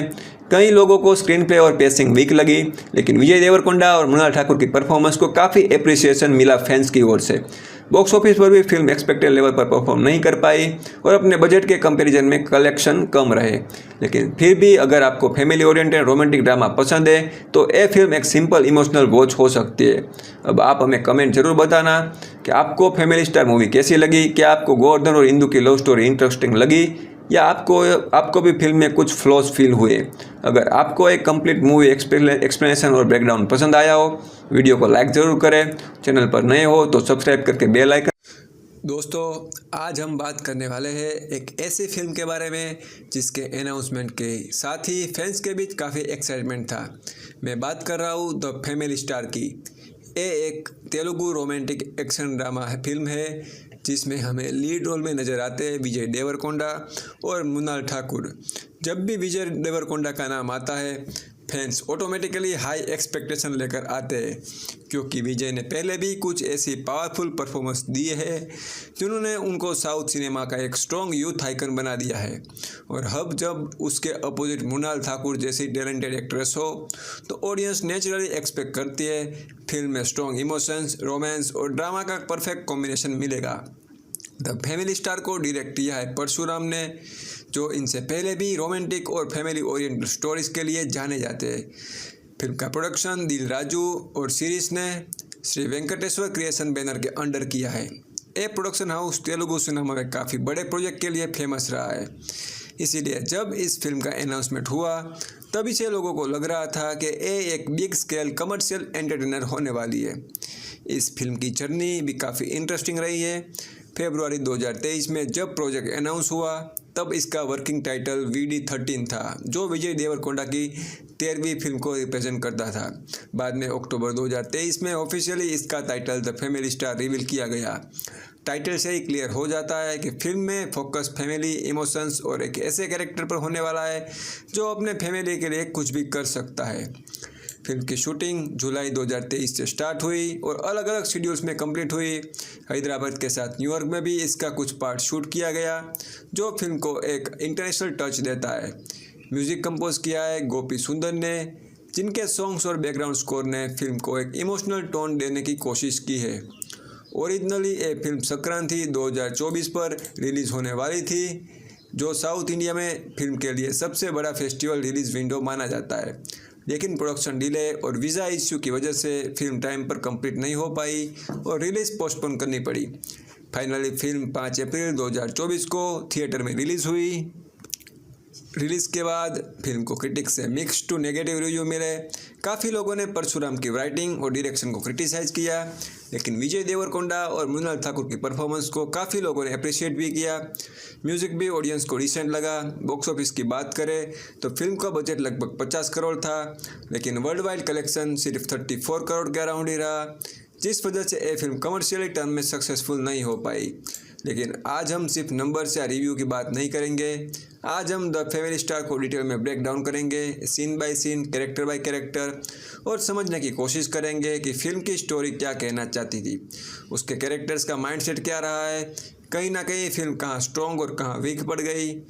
तो अगर आप भी विजय देवरकोंडा के फ़ैन हो या फिर आपने फिल्म देखी है और उसकी स्टोरी को डीप में समझना चाहते हो तो वीडियो को एंड तक ज़रूर देखना, क्योंकि आज हम द फैमिली स्टार की पूरी स्टोरी का डिटेल ब्रेकडाउन और एक्सप्लेनेशन करने वाले हैं, बिल्कुल बिगिनिंग से लेकर एंड तक। तो चलिए अब शुरू करते हैं द फैमिली स्टार का detail breakdown. The family star एक Telugu language romantic action drama film है जो 2024 में रिलीज हुई। फिल्म को परशुराम ने लिखा है और डायरेक्ट भी किया है। परशुराम का story telling style generally family emotions और रोमांस के अराउंड ही रिवॉल्व करता है और इस फिल्म में भी उन्होंने एक ऐसी स्टोरी क्रिएट करने की कोशिश की जहां एक स्ट्रॉन्ग फैमिली मैन की लाइफ को सेंटर में रखा गया है। फिल्म को प्रोड्यूस किया है दिल राजू और सीरीज ने, जो तेलुगु फिल्म इंडस्ट्री के काफ़ी एक्सपीरियंस प्रोड्यूसर है। ये दोनों ही श्री वेंकटेश्वर क्रिएशन बैनर के अंडर काम करते हैं और इस बैनर ने पहले भी कई सक्सेसफुल कमर्शियल फिल्म प्रोड्यूस की है। इसीलिए जब the family star project announce हुआ था तब इंडस्ट्री में भी फिल्म को लेकर काफ़ी क्यूरियोसिटी थी। फिल्म की स्टारकास्ट भी प्रोजेक्ट का एक इम्पोर्टेंट हाईलाइट थी। लीड रोल में हमें विजय देवरकोंडा नजर आते हैं, जो साउथ इंडियन सिनेमा का सबसे पॉपुलर यंग स्टार में से एक है। उनके अपोजिट मृणाल ठाकुर को कास्ट किया गया है, जो पहले ही अपनी एक्टिंग से ऑडियंस को इम्प्रेस कर चुकी थी। इस फिल्म का टेक्निकल क्रू भी काफ़ी एक्सपीरियंस था। सिनेमाटोग्राफी हैंडल की थी के.यू. मोहनान ने, जो अपनी विजुअली अपीलिंग शॉट्स के लिए जाने जाते हैं। एडिटिंग मार्थन के वेंकटेश ने की, जो तेलुगु सिनेमा के वेटरन एडिटर में से एक है। और म्यूजिक कंपोज किया है गोपी सुंदर ने, जिनके सॉन्ग और बैकग्राउंड स्कोर यूजुअली फिल्म के इमोशनल टोन को स्ट्रॉन्ग बनाते हैं। फिल्म की शूटिंग जुलाई 2023 में स्टार्ट हुई थी। इसका प्रोडक्शन मल्टीपल शेड्यूल में कंप्लीट हुआ था और हैदराबाद के अलावा न्यूयॉर्क में भी शूट किया गया था। इंटरनेशनल लोकेशन का यूज़ करने का मेकर्स के लिए एक तरह से फिल्म को विजुअली फ्रेश बनाने की अटेम्प्ट थी। इनिशियली प्लान था कि फिल्म को संक्रांति 2024 पर रिलीज़ किया जाए। संक्रांति के फेस्टिवल में साउथ इंडिया में फिल्म्स के लिए बहुत ही ज़्यादा रिलीज़ विंडो होता है, क्योंकि उस टाइम ऑडियंस थिएटर में फैमिली के साथ मूवी देखने जाती है। लेकिन वीज़ा इश्यू और प्रोडक्शन में डिले की वजह से फिल्म का शेड्यूल डिस्टर्ब हो गया और मेकर्स को रिलीज पोस्टपोन करनी पड़ी। आखिरकार फिल्म 5 अप्रैल 2024 को थिएटर में रिलीज हुई। ऑडियंस और क्रिटिक्स का रिस्पॉन्स मिक्स्ड और नेगेटिव था। क्रिटिक्स ने स्पेशली परशुराम की राइटिंग, प्लॉट स्ट्रक्चर, डायरेक्शन को वीक बताया। उनका कहना था कि स्टोरी में स्ट्रॉन्ग इमोशनल इम्पैक्ट और एंगेजिंग नैरेटिव की कमी थी। लेकिन अगर पॉजिटिव साइड की बात करें तो विजय देवरकोंडा और मृणाल ठाकुर की परफॉर्मेंस को काफ़ी लोगों ने अप्रिशिएट किया। म्यूजिक और साउंड ट्रैक को भी डिसेंट रिस्पॉन्स मिला। कॉमेडी पोर्शंस पर ऑडियंस का रिएक्शन मिक्स्ड था। कुछ लोगों को वो एंटरटेनिंग लगा, जबकि कुछ को वो फोर्स फील हुआ। बॉक्स ऑफिस पर फिल्म का परफॉर्मेंस भी एक्सपेक्टेड लेवल तक नहीं पहुंच पाया। फिल्म का बजट अराउंड 50 करोड़ था, लेकिन वर्ल्ड वाइड कलेक्शन लगभग 34 करोड़ के आसपास ही रहा। इसी वजह से ट्रेड एनालिसिस ने इसे बॉक्स ऑफिस पर फेलियर डिक्लेयर किया। लेकिन किसी फिल्म का बॉक्स ऑफिस रिजल्ट हमेशा उसकी पूरी स्टोरी को डिफाइन नहीं करता है। कोई बार एक फिल्म के अंदर ऐसे मोमेंट्स और कैरेक्टर्स होते हैं जो एनालिसिस के पर्सपेक्टिव से काफ़ी इंटरेस्टिंग होते हैं, और इसी वजह से द फैमिली स्टार की एक्चुअल स्टोरी को स्टेप बाय स्टेप ब्रेकडाउन करने वाले हैं। दोस्तों, फिल्म की स्टोरी स्टार्ट होती है एक इमोशनल और थोड़ी मिस्टीरियस सिचुएशन से। स्क्रीन पर हमें एक शादी का माहौल दिखाई देता है। हर तरफ सेलिब्रेशन का एनवायरनमेंट है। लोग ट्रेडिशनल कपड़ों में रेडी है, म्यूजिक चल रहा है और एक टिपिकल इंडियन वेडिंग सेरेमनी की वाइब्स आ रही है। सब लोग खुश नज़र आ रहे हैं, लेकिन इस पूरे सेलिब्रेशन के बीच में एक कैरेक्टर ऐसी है जो बिल्कुल अलग फील कर रही है, और वो है इंदु। इंदु का कैरेक्टर मृणाल ठाकुर ने प्ले किया है। इंदु शादी के मंडप के पास बैठी हुई है, लेकिन उसके चेहरे पर कोई खुशी नहीं है। उसकी आंखों में सैडनेस है, कन्फ्यूजन है और शायद कुछ रिग्रेट्स भी है। बाकी लोग जहाँ सेरेमनी एंजॉय कर रहे हैं, वहीं इंदु बिल्कुल चुपचाप बैठी हुई है, जैसे उसके दिमाग में बहुत कुछ चल रहा हो। कैमरा उसके फेस पर फोकस करता है। उसकी आंखों में एक इमोशनल हेवीनेस क्लियरली दिखाई देती है। ये मोमेंट्स ऑडियंस के लिए एक बड़ा क्वेश्चन क्रिएट करता है, आखिर इंदु इतनी शेड क्यों है? शादी का एनवायरनमेंट है, सेलिब्रेशन का टाइम है, फिर भी उसका मूड इतना सीरियस और इमोशनल क्यों है? इसी वक्त कुछ लोग उसके पास आते हैं, शायद फैमिली मेम्बर्स या रिलेटिव्स। उन्हें भी इंदु का बिहेवियर थोड़ा अनयूजुअल लगता है। वो उसे पूछते हैं कि क्या हुआ है। उन्हें लगता है कि शायद इंदु नर्वस है या शायद कोई पर्सनल टेंशन है। लेकिन जब इंदु उसकी बात सुनती है तो उसका एक्सप्रेशन और भी इमोशनल हो जाता है, जैसे वो अंदर ही अंदर बहुत कुछ फील कर रही हो। और फिर यहाँ से स्टोरी एक इंटरेस्टिंग डायरेक्शन में चली जाती है। इंदु डिसाइड करती है कि वो अपनी स्टोरी बताएगी, अपना पास्ट बताएगी। वो बताती है उसकी लाइफ में क्या क्या हुआ था और कैसे एक इंसान उसकी लाइफ की सबसे इम्पोर्टेंट पार्ट बन गया। यहीं से फिल्म का मेन नैरेटिव स्टार्ट होता है। स्क्रीन धीरे धीरे प्रेजेंट से पास्ट की तरफ शिफ्ट होती है और अब स्टोरी हमें ले जाती है गोवर्धन की लाइफ में। गोवर्धन एक ऐसा इंसान है जो अपनी फैमिली के लिए जीता है। उसकी लाइफ का गोल सिंपल है, अपनी फैमिली को सपोर्ट करना, उनका ख्याल रखना, उन्हें एक बेटर लाइफ देना। गोवर्धन का कैरेक्टर फिल्म में एक सेल्फलेस फैमिली मैन के रूप में इंट्रोड्यूस होता है। वो कोई रिच बिजनेसमैन नहीं है, कोई पावरफुल पर्सनालिटी नहीं है, बल्कि एक नॉर्मल आदमी है जो हार्ड वर्क करके अपनी फैमिली को सपोर्ट करता है। वो एक बिजनेस में काम करता है, एक रेगुलर जॉब जहाँ जो मेहनत करता है ताकि घर की ज़रूरतें पूरी हो सके। उसकी डेली लाइफ सिंपल है, सुबह काम पर जाता है, दिन भर मेहनत करना और फिर घर आके फैमिली के साथ टाइम स्पेंड करना। गोवर्धन के लिए फैमिली ही सब कुछ होती है, लेकिन हर फैमिली परफेक्ट नहीं होती है और गोवर्धन की फैमिली में भी प्रॉब्लम्स है। सबसे बड़ी प्रॉब्लम है उसका भाई। उसका ब्रदर एक ड्रंकर्ड है, अल्कोहल की वजह से उसका बिहेवियर अनस्टेबल हो गया है। वो अक्सर घर में प्रॉब्लम्स क्रिएट करता है, कभी आर्ग्यूमेंट्स, कभी फाइट्स, कभी अननेसेसरी ड्रामा, और नेचुरली गोवर्धन को ही इन सब सिचुएशन को हैंडल करना पड़ता है। गोवर्धन अपनी फैमिली का, अपनी भाभी का, अपने कजिन्स का, अपने नेफ्यू का, सबका ध्यान रखता है। एक तरफ उसका जॉब का प्रेशर है और दूसरी तरफ उसके घर की उसके माथे पे बहुत सारी रिस्पॉन्सिबिलिटी है। फिर भी गोवर्धन कभी कंप्लेन नहीं करता है। वो बहुत ही प्यार से अपनी दादी को, अपनी माँ को, सबको टेक केयर करता है। वो हर प्रॉब्लम को क्वाइटली हैंडल करता है। यहाँ पर फिल्म एक इम्पोर्टेंट थीम एस्टेब्लिश करती है, फैमिली रिस्पॉन्सिबिलिटी। गोवर्धन एक ऐसा कैरेक्टर है जो अपनी खुद की हैप्पीनेस से ज़्यादा फैमिली की हैप्पीनेस को इम्पोर्टेंस देता है, लेकिन उसकी लाइफ कंप्लीटली चेंज होने वाली है और वो चेंज लेकर आने वाली है इंदु। एक दिन इंदु गोवर्धन की लाइफ में एंटर करती है। एक्चुअली इंदु उसके घर के ऊपर वाले रूम में शिफ्ट होती है। ये रूम गोवर्धन का पर्सनल स्पेस होता है, एक ऐसी जगह जहां वो कभी कभी अकेला टाइम स्पेंड करता है, लेकिन अब वहाँ इंदु रहने वाली है। स्टार्टिंग में ये सिचुएशन थोड़ी ऑकवर्ड होती है। एक अननोन लड़की सडनली उसके एनवायरनमेंट का पार्ट बन जाती है, लेकिन धीरे धीरे सब कुछ चेंज होने लगता है। इंदु का नेचर फ्रेंडली है और सरप्राइजिंगली गोवर्धन की फैमिली भी उसे जल्दी एक्सेप्ट कर लेती है। इंदु और गोवर्धन की फैमिली के बीच एक बहुत ही कंफर्टेबल बॉन्ड डेवलप होने लगता है। वो सबके साथ टाइम स्पेंड करती है, उनसे बातें करती है, धीरे धीरे वो उस फैमिली का एक इम्पोर्टेंट हिस्सा बन जाती है। गोवर्धन भी नोटिस करता है कि इंदु का प्रेजेंस घर के एनवायरनमेंट को थोड़ा लाइट बना रहा है। उनकी पॉजिटिव एनर्जी घर में एक अलग ही वाइब क्रिएट कर रही है और यहीं से गोवर्धन और इंदु के बीच एक कनेक्शन डेवलप होने लगता है। पहले कैजुअल कन्वर्जेशन होता है, फिर थोड़ा फ्रेंडली मोमेंट्स आते हैं और धीरे धीरे उन दोनों के बीच एक इमोशनल बॉन्ड बिल्ड होने लगता है। ये बॉन्ड सिंपल फ्रेंडशिप से ज़्यादा फील होने लगता है और इसी पॉइंट पर स्टोरी का रोमांटिक एंगल डेवलप होना स्टार्ट होता है। लेकिन यहाँ के क्या ये रिलेशनशिप इतनी इजीली ग्रो करेगा या फिर गोवर्धन की कॉम्प्लिकेटेड फैमिली लाइफ इस रिलेशनशिप के लिए प्रॉब्लम क्रिएट करेगी? और सबसे इम्पोर्टेंट सवाल, इंदु की लाइफ का एक्चुअल पर्पस क्या है? क्या वो सिर्फ एक टेनेंट है जो गोवर्धन के घर में रहने आई है या उसकी एंट्री के पीछे कोई और रीज़न भी है? क्या इंदु के इंटेंशन कोई और है? ये सब हमें पता चलेगा स्टोरी के नेक्स्ट पार्ट में। फिल्म के इस पार्ट में हमें इन दोनों के बीच ग्रेजुअली ग्रो होता हुआ बॉन्ड दिखाया जाता है। उनकी कन्वर्जेशन नेचुरल लगती है, उनके मोमेंट्स सिंपल होते हैं, लेकिन उन मोमेंट्स के अंदर एक सबटल रोमांटिक फीलिंग डेवलप होने लगती है।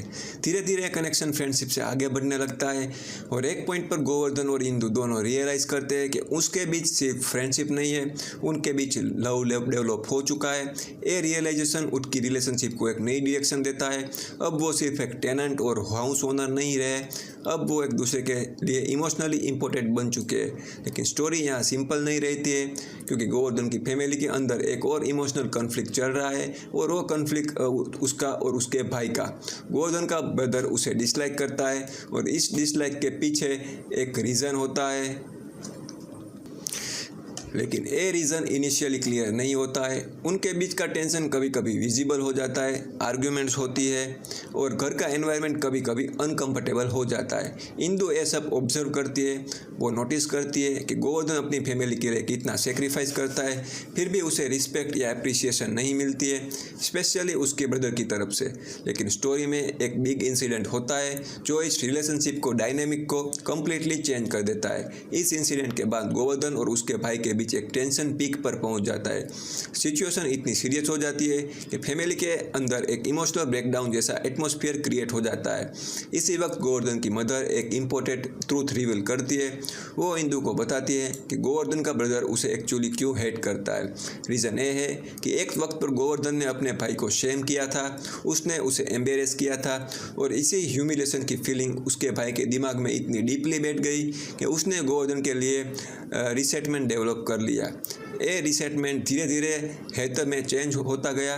इंदु जब ये ट्रूथ सुनती है, वो सिचुएशन को एक नए पर्सपेक्टिव से समझने लगती है।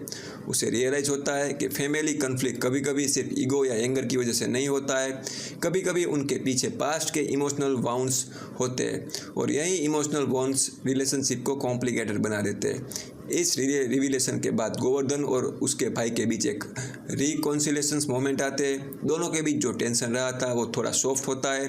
फैमिली के अंदर एक टेम्पररी पीस रिटर्न हो जाता है और गोवर्धन की लाइफ फिर से स्टेबल होने लगती है। इंदु और गोवर्धन की रिलेशनशिप भी स्ट्रॉन्ग होती जा रही होती है। लेकिन स्टोरी का सबसे बड़ा ट्विस्ट अभी आना बाकी है। एक ऐसा ट्विस्ट जो गोवर्धन और इंदु के रिलेशनशिप को कम्प्लीटली डिस्ट्रॉय करने वाला था। और ये ट्विस्ट आता है एक थीसिस की वजह से, एक ऐसा डिस्कवरी जो गोवर्धन को शॉक भी करेगा और गुस्सा भी दिलाएगा। और इसी मोमेंट से उसकी लव स्टोरी एक डेंजरस टर्न लेने वाली थी। अब क्या है वो थीसिस? इंदु ने आखिर गोवर्धन और उसकी फैमिली पर रिसर्च क्यों की, और जब गोवर्धन को इसका पता चलेगा तो उसका रिएक्शन क्या होगा?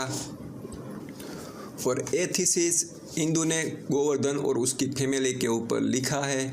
जब गोवर्धन उस थीसिस को देखता है तो पहले उसे समझ नहीं आता है कि यह क्या है, लेकिन जैसे जैसे वो उसे पढ़ना स्टार्ट करता है उसे पता चल जाता है कि ये थीसिस इंदु ने लिखा है।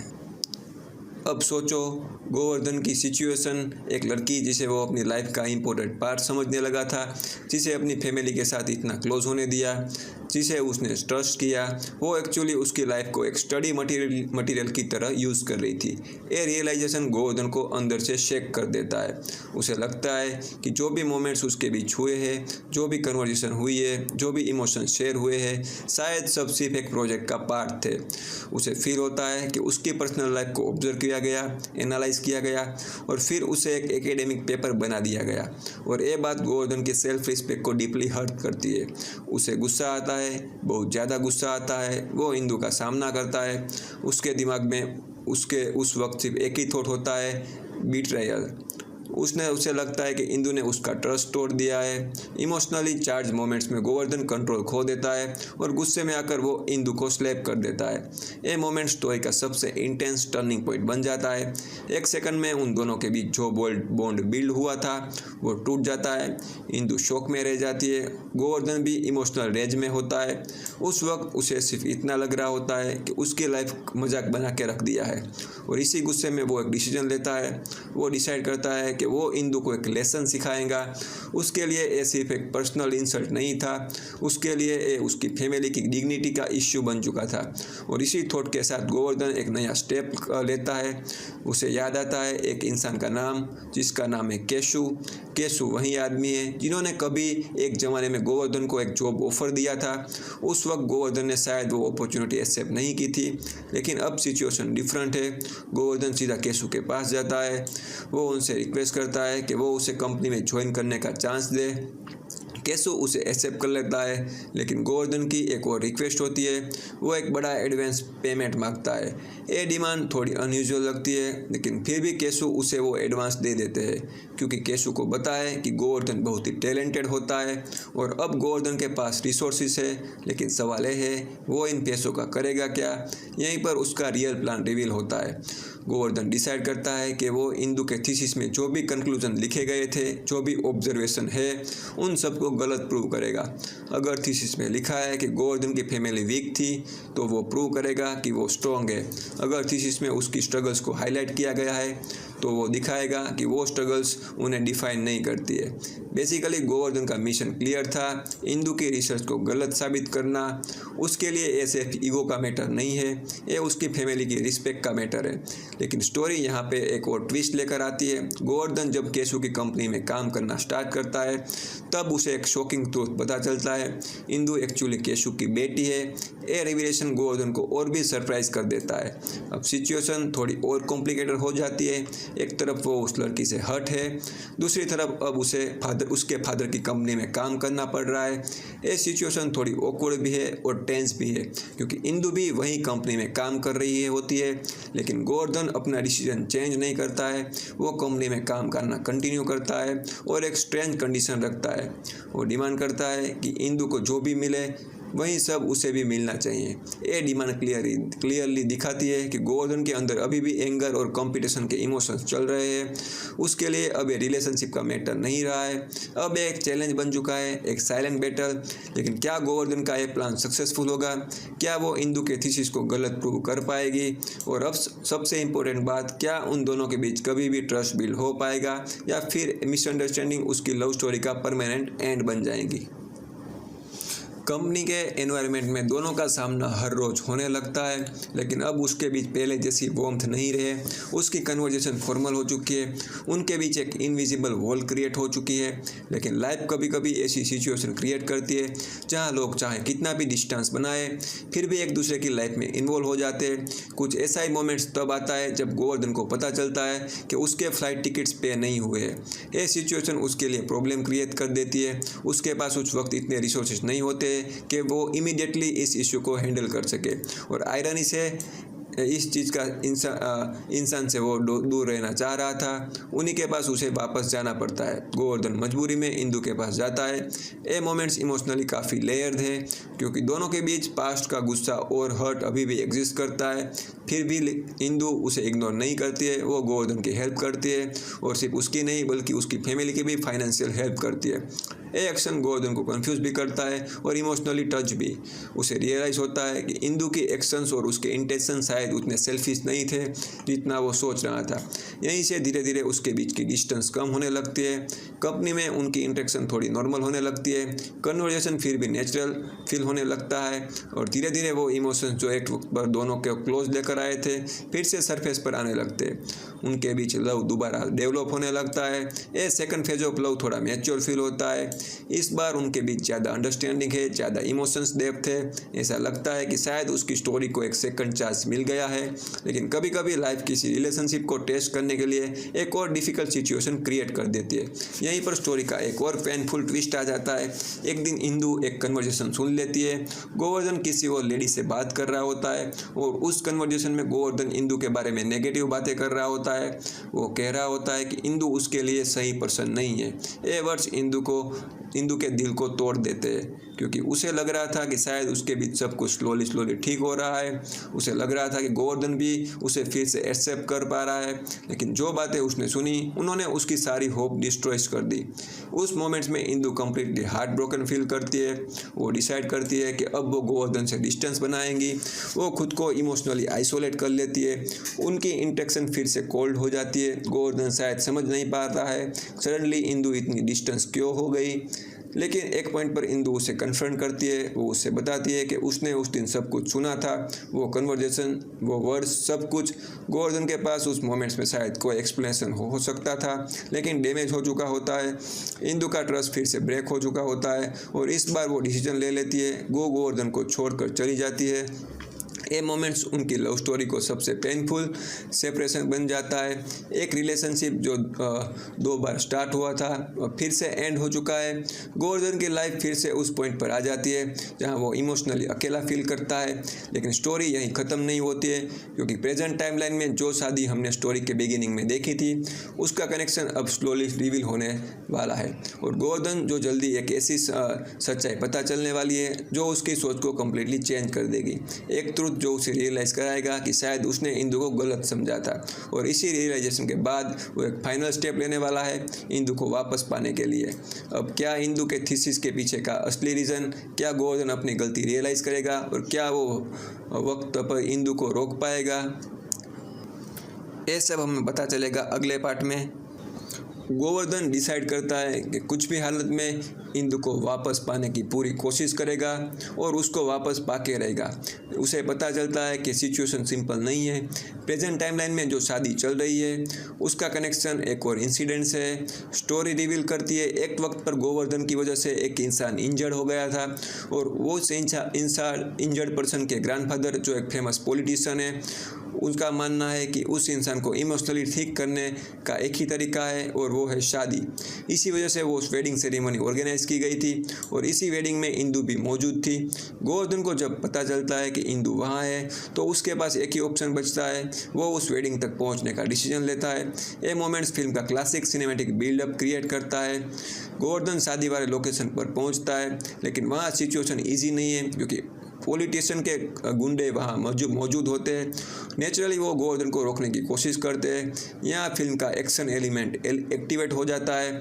गोवर्धन उन गुंडों का सामना करता है। ये फाइट सिर्फ फिजिकल फाइट नहीं होती है, एक इमोशनल फाइट भी होती है क्योंकि गोवर्धन के लिए ये सिर्फ किसी से लड़ना नहीं है, उसके लिए ये मोमेंट उसकी लव स्टोरी का लास्ट चांस है।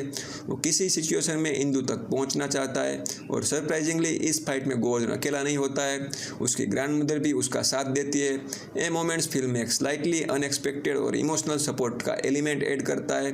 दोनों मिलकर पॉलिटिशियन के गुंडे का सामना करते हैं। फाइनली गोवर्धन उन सब ऑब्स्टेकल को क्रॉस कर लेता है और वो इंदु के सामने पहुंच जाता है। ये मोमेंट्स फिल्म का इमोशनल क्लाइमैक्स है। गोवर्धन और इंदु एक दूसरे के सामने खड़े होते हैं, उसके बीच पास के सारे मोमेंट्स, मिसअंडरस्टैंडिंग, पेन, सब कुछ एक सेकंड में याद आ जाता है। गोवर्धन अब कुछ समझ चुका होता है, उसे रियलाइज हो चुका होता है कि उसने गुस्से और ईगो में बहुत बड़ी मिस्टेक की थी। वो इंदु को वापस पाने की कोशिश करता है। ये मोमेंट्स इमोशनली रिकॉन्सिलेशन का होता है। इंदु भी उसे देखकर इमोशनल हो जाती है क्योंकि चाहे कितनी भी मिसअंडरस्टैंडिंग हुई हो, उनके बीच का लव कंप्लीटली ख़त्म नहीं हुआ था और फाइनली स्टोरी एक रिजोल्यूशन तक पहुंचती है।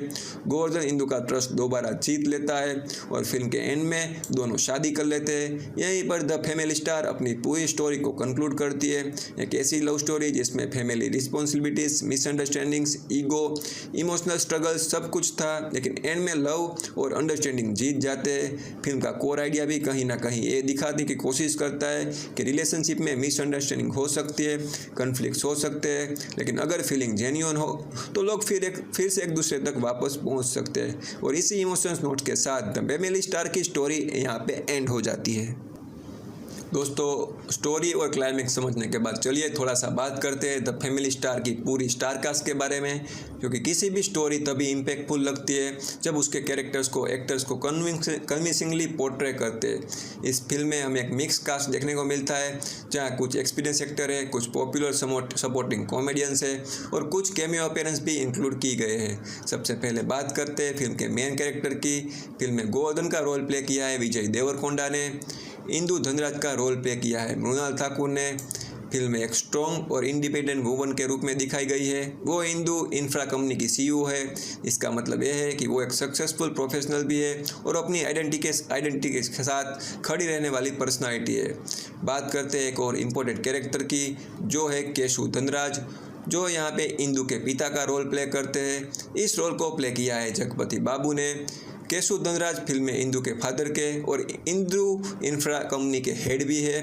एक कैरेक्टर स्टोरी के प्रोफेशनल साइड को रिप्रेजेंट करता है। गोवर्धन जब कंपनी ज्वाइन करता है तब केशु का रोल और इम्पोर्टेंट हो जाता है। वेनेला किशोर फिल्म में समर्थ का रोल प्ले करते हैं, जो इंदु का असिस्टेंट है। एक कैरेक्टर फिल्म में थोड़ा कॉमिक रिलीफ भी प्रोवाइड करता है और कॉर्पोरेट एनवायरनमेंट के सीन्स में नजर आता है।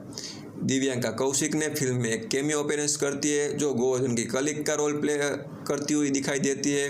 गोवर्धन की फैमिली भी स्टोरी का इम्पोर्टेंट पार्ट है। उसके एल्डर ब्रदर का रोल प्ले किया है रवि प्रकाश और राजा चेम्बुलू ने। इस कैरेक्टर के थ्रू फैमिली कन्फ्लिक्ट्स और इमोशनल टेंशन को दिखाया गया है।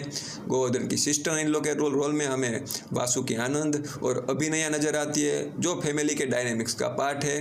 फिल्म में गोवर्धन के ग्रैंडफादर का रोल प्ले किया है रोहिणी हट्टागाड़ी ने, जो कैरेक्टर स्टोरी के क्लाइमेक्स में एक इम्पोर्टेंट मोमेंट शेयर करता है जब वो गोवर्धन को सपोर्ट करती है। रवि बाबू एक लोन शार्क के रोल में नजर आते हैं। वीटीवी गणेश फिल्म में रमेश के रोल प्ले करते हैं, जो इंदु इंफ्रा कंपनी का एचआर है। प्रभास सिन्हू गोवर्धन के फ्रेंड में दिखाई देते हैं। फिल्म के क्लाइमैक्स पोर्शन में जो पॉलिटिकल कन्फ्लिक्ट दिखाया जाता है उसमें अच्युत कुमार एक पॉलिटिशियन के रोल में नजर आते हैं। उसके साथ ही अजय घोष एक राउडी के रोल में अपीयर होते हैं। शादी वाले सीन्स में कल्याणी नटराजन एक वेडिंग आंटी के रोल में नजर आती है। इसके अलावा कुछ शॉर्ट अपीयरेंस भी फिल्म में इंक्लूड किए गए हैं, जैसे कि जबरदस्त राम प्रसाद जो पेट्रोल बंक गाय के रोल में दिखाई देते हैं, नानाजी करी डिलीवरी बॉय के रोल में और किशोर वशिष्ठ ऑफिस स्टाफ में का रोल में। ये सारे कैरेक्टर मिलकर फिल्म के वर्ल्ड को कंप्लीट बनाते हैं और इसी कास्ट के साथ द फैमिली स्टार की स्टोरी स्क्रीन पर प्रेजेंट की गई थी, जहां फैमिली इमोशंस, रोमांस, मिसअंडरस्टैंडिंग और एक्शन सब एलिमेंट्स को कंबाइन करने की कोशिश की गई थी। अब दोस्तों किसी स्टोरी और कैरेक्टर समझने के बाद चलिए थोड़ा सा बात करते हैं द फैमिली स्टार के प्रोडक्शन बैकग्राउंड के बारे में, क्योंकि हर फिल्म के पीछे एक इंटरेस्टिंग जर्नी होती है, आइडिया से लेकर शूटिंग और फाइनल रिलीज तक। इस प्रोजेक्ट की शुरुआत होती है 6 फरवरी 2023 से। इसी दिन ऑफिशियली अनाउंस किया गया था कि विजय देवरकोंडा एक बार फिर से डायरेक्टर परशुराम के साथ कोलाबोरेट करने वाले हैं और एक कोलाबोरेशन फैंस के लिए काफ़ी एक्साइटिंग था, क्योंकि इससे पहले विजय देवरकोंडा और परशुराम ने साथ फिल्म में गीता गोविंदम में 2018 में साथ में काम किया था, जो ऑडियंस के बीच काफ़ी सक्सेसफुल रही थी। उस फिल्म के बाद दोनों का कॉम्बिनेशन एक पॉपुलर डायरेक्टर एक्टर पेयर बन गया था। इसी वजह से जब अनाउंसमेंट हुआ कि परशुराम अपनी नेक्स्ट डायरेक्टर फिल्म के लिए फिर से विजय देवरकोंडा के साथ काम करने वाले हैं, तो नेचुरली फैंस की एक्सपेक्टेशन काफ़ी ज़्यादा हाई हो गई थी। उस वक्त परशुराम अपनी प्रीवियस फिल्म सरकारू वारी पाता जो 2022 में रिलीज हुई थी, उसके बाद एक नए प्रोजेक्ट की प्लानिंग कर रहे थे और इसी प्रोजेक्ट को लेकर द फैमिली स्टार के नाम से जाना गया था। इस फिल्म को प्रोड्यूस करने की रिस्पॉन्सिबिलिटी श्री वेंकटेश्वर क्रिएशन ने ली थी। ये production house Telugu film industry में काफ़ी वेल नोन है और इसे जॉइंटली हेड करते हैं दिल राजू और सीरीज। ये दोनों प्रोड्यूसर पहले भी काफ़ी सक्सेसफुल फिल्म प्रोड्यूस कर चुके हैं, इसीलिए जब उन्होंने इस प्रोजेक्ट को सपोर्ट किया तो इंडस्ट्री में इस फिल्म को एक स्ट्रॉन्ग प्रोडक्शन प्रोजेक्ट के रूप में देखा गया। प्रोडक्शन कंपनी ने 14 जून 2023 को ऑफिशियली प्रोजेक्ट कंफर्म किया था। उसी वक्त फिल्म का ऑफिशियल टाइटल रिवील नहीं हुआ था। प्रोजेक्ट को टेम्पररी VD13 नाम दिया गया था। इस अनाउंसमेंट के वीक में फिल्म का मुहूर्त पूजा सेरेमनी भी ऑर्गेनाइज किया गया। इंडियन फिल्म इंडस्ट्री में मुहूर्त पूजा एक ट्रेडिशनल रिचुअल होता है, जहां फिल्म की ऑफिशियल शूटिंग स्टार्ट होने से पहले एक ऑस्पियस सेरेमनी भी की जाती है। इस इवेंट में फिल्म के कास्ट और क्रू मेंबर्स प्रेजेंट थे। इसी इवेंट के दौरान एक और इम्पोर्टेंट इन्फॉर्मेशन रिवील हुई। यहाँ फैंस को पता चला कि फिल्म में मृणाल ठाकुर भी लीड एक्ट्रेस के रूप में अपीयर करने वाली है। इस अनाउंसमेंट ने ऑडियंस की एक्साइटमेंट को काफ़ी ज़्यादा बढ़ा दिया था, क्योंकि विजय देवरकोंडा और मृणाल ठाकुर की पेयरिंग उस वक्त एक फ्रेश ऑन स्क्रीन कॉम्बिनेशन थी। मुहूर्त सेरेमनी के बाद प्रिंसिपल फोटोग्राफी स्टार्ट होने वाली थी और शूटिंग के कुछ टाइम बाद एक और कास्टिंग अपडेट सामने आया। फिल्म में दिव्यांशा कौशिक को भी कास्ट किया गया। उन्होंने फिल्म में सेकंड लीड एक्ट्रेस के रूप में अनाउंस किया गया। इस अनाउंसमेंट ने क्लियर कर दिया था कि फिल्म में मल्टीपल इंपॉर्टेंट कैरेक्टर होने वाले हैं जो स्टोरी को डिफरेंट डायरेक्शन में ले जाएंगे। उस वक्त तक फिल्म का ऑफिशियल टाइटल रिवील नहीं हुआ था, लेकिन जून 2023 के आसपास इंडस्ट्री और फैंस के बीच एक टाइटल सर्कुलेट होने लगा। लोग स्पेकुलेट करने लगे कि फिल्म का नाम शायद द फैमिली स्टार हो सकता है और ये स्पेकुलेशन काफ़ी टाइम तक चलता रहा और फाइनली अक्टूबर 2023 में मेकर्स ने ऑफिशियली कंफर्म कर दिया कि टाइटल द फैमिली स्टार ही होगा। इसी टाइटल से क्लियर हो जाता है कि फिल्म का मेन फोकस एक ऐसे कैरेक्टर पर होने वाला है जो फैमिली के सेंटर में खड़ा है। अब अगर शूटिंग शेड्यूल की बात करें तो फिल्म की प्रिंसिपल फोटोग्राफी 15 जुलाई 2023 से स्टार्ट हुई थी। ये फिल्म का फर्स्ट शूटिंग शेड्यूल था। इस शेड्यूल का मेन लोकेशन था हैदराबाद तेलुगु फिल्म इंडस्ट्री का एक मेजर प्रोडक्शन हब है, इसीलिए फिल्म के कई सारे सीन्स यहीं शूट किए गए थे। इसी फर्स्ट शेड्यूल के दौरान एक इंटरेस्टिंग मोमेंट भी हुआ। 2 अगस्त को शूटिंग सेट पर हुई थी मृणाल ठाकुर का बर्थडे सेलिब्रेशन किया गया। फिल्म क्रू और कास्ट मेंबर ने सेट पर ही उनका बर्थडे सेलिब्रेट किया, जो फिल्म की प्रोडक्शन जर्नी का एक मेमोरेबल मोमेंट बन गया। शूटिंग मल्टीपल शेड्यूल्स में प्लान की गई थी और फिल्म का थर्ड शेड्यूल काफ़ी स्पेशल लोकेशन पर शूट हुआ। दिसंबर के एंड में फिल्म की टीम न्यूयॉर्क पहुंची। यहाँ फिल्म का एक इम्पोर्टेंट शेड्यूल शूट किया गया।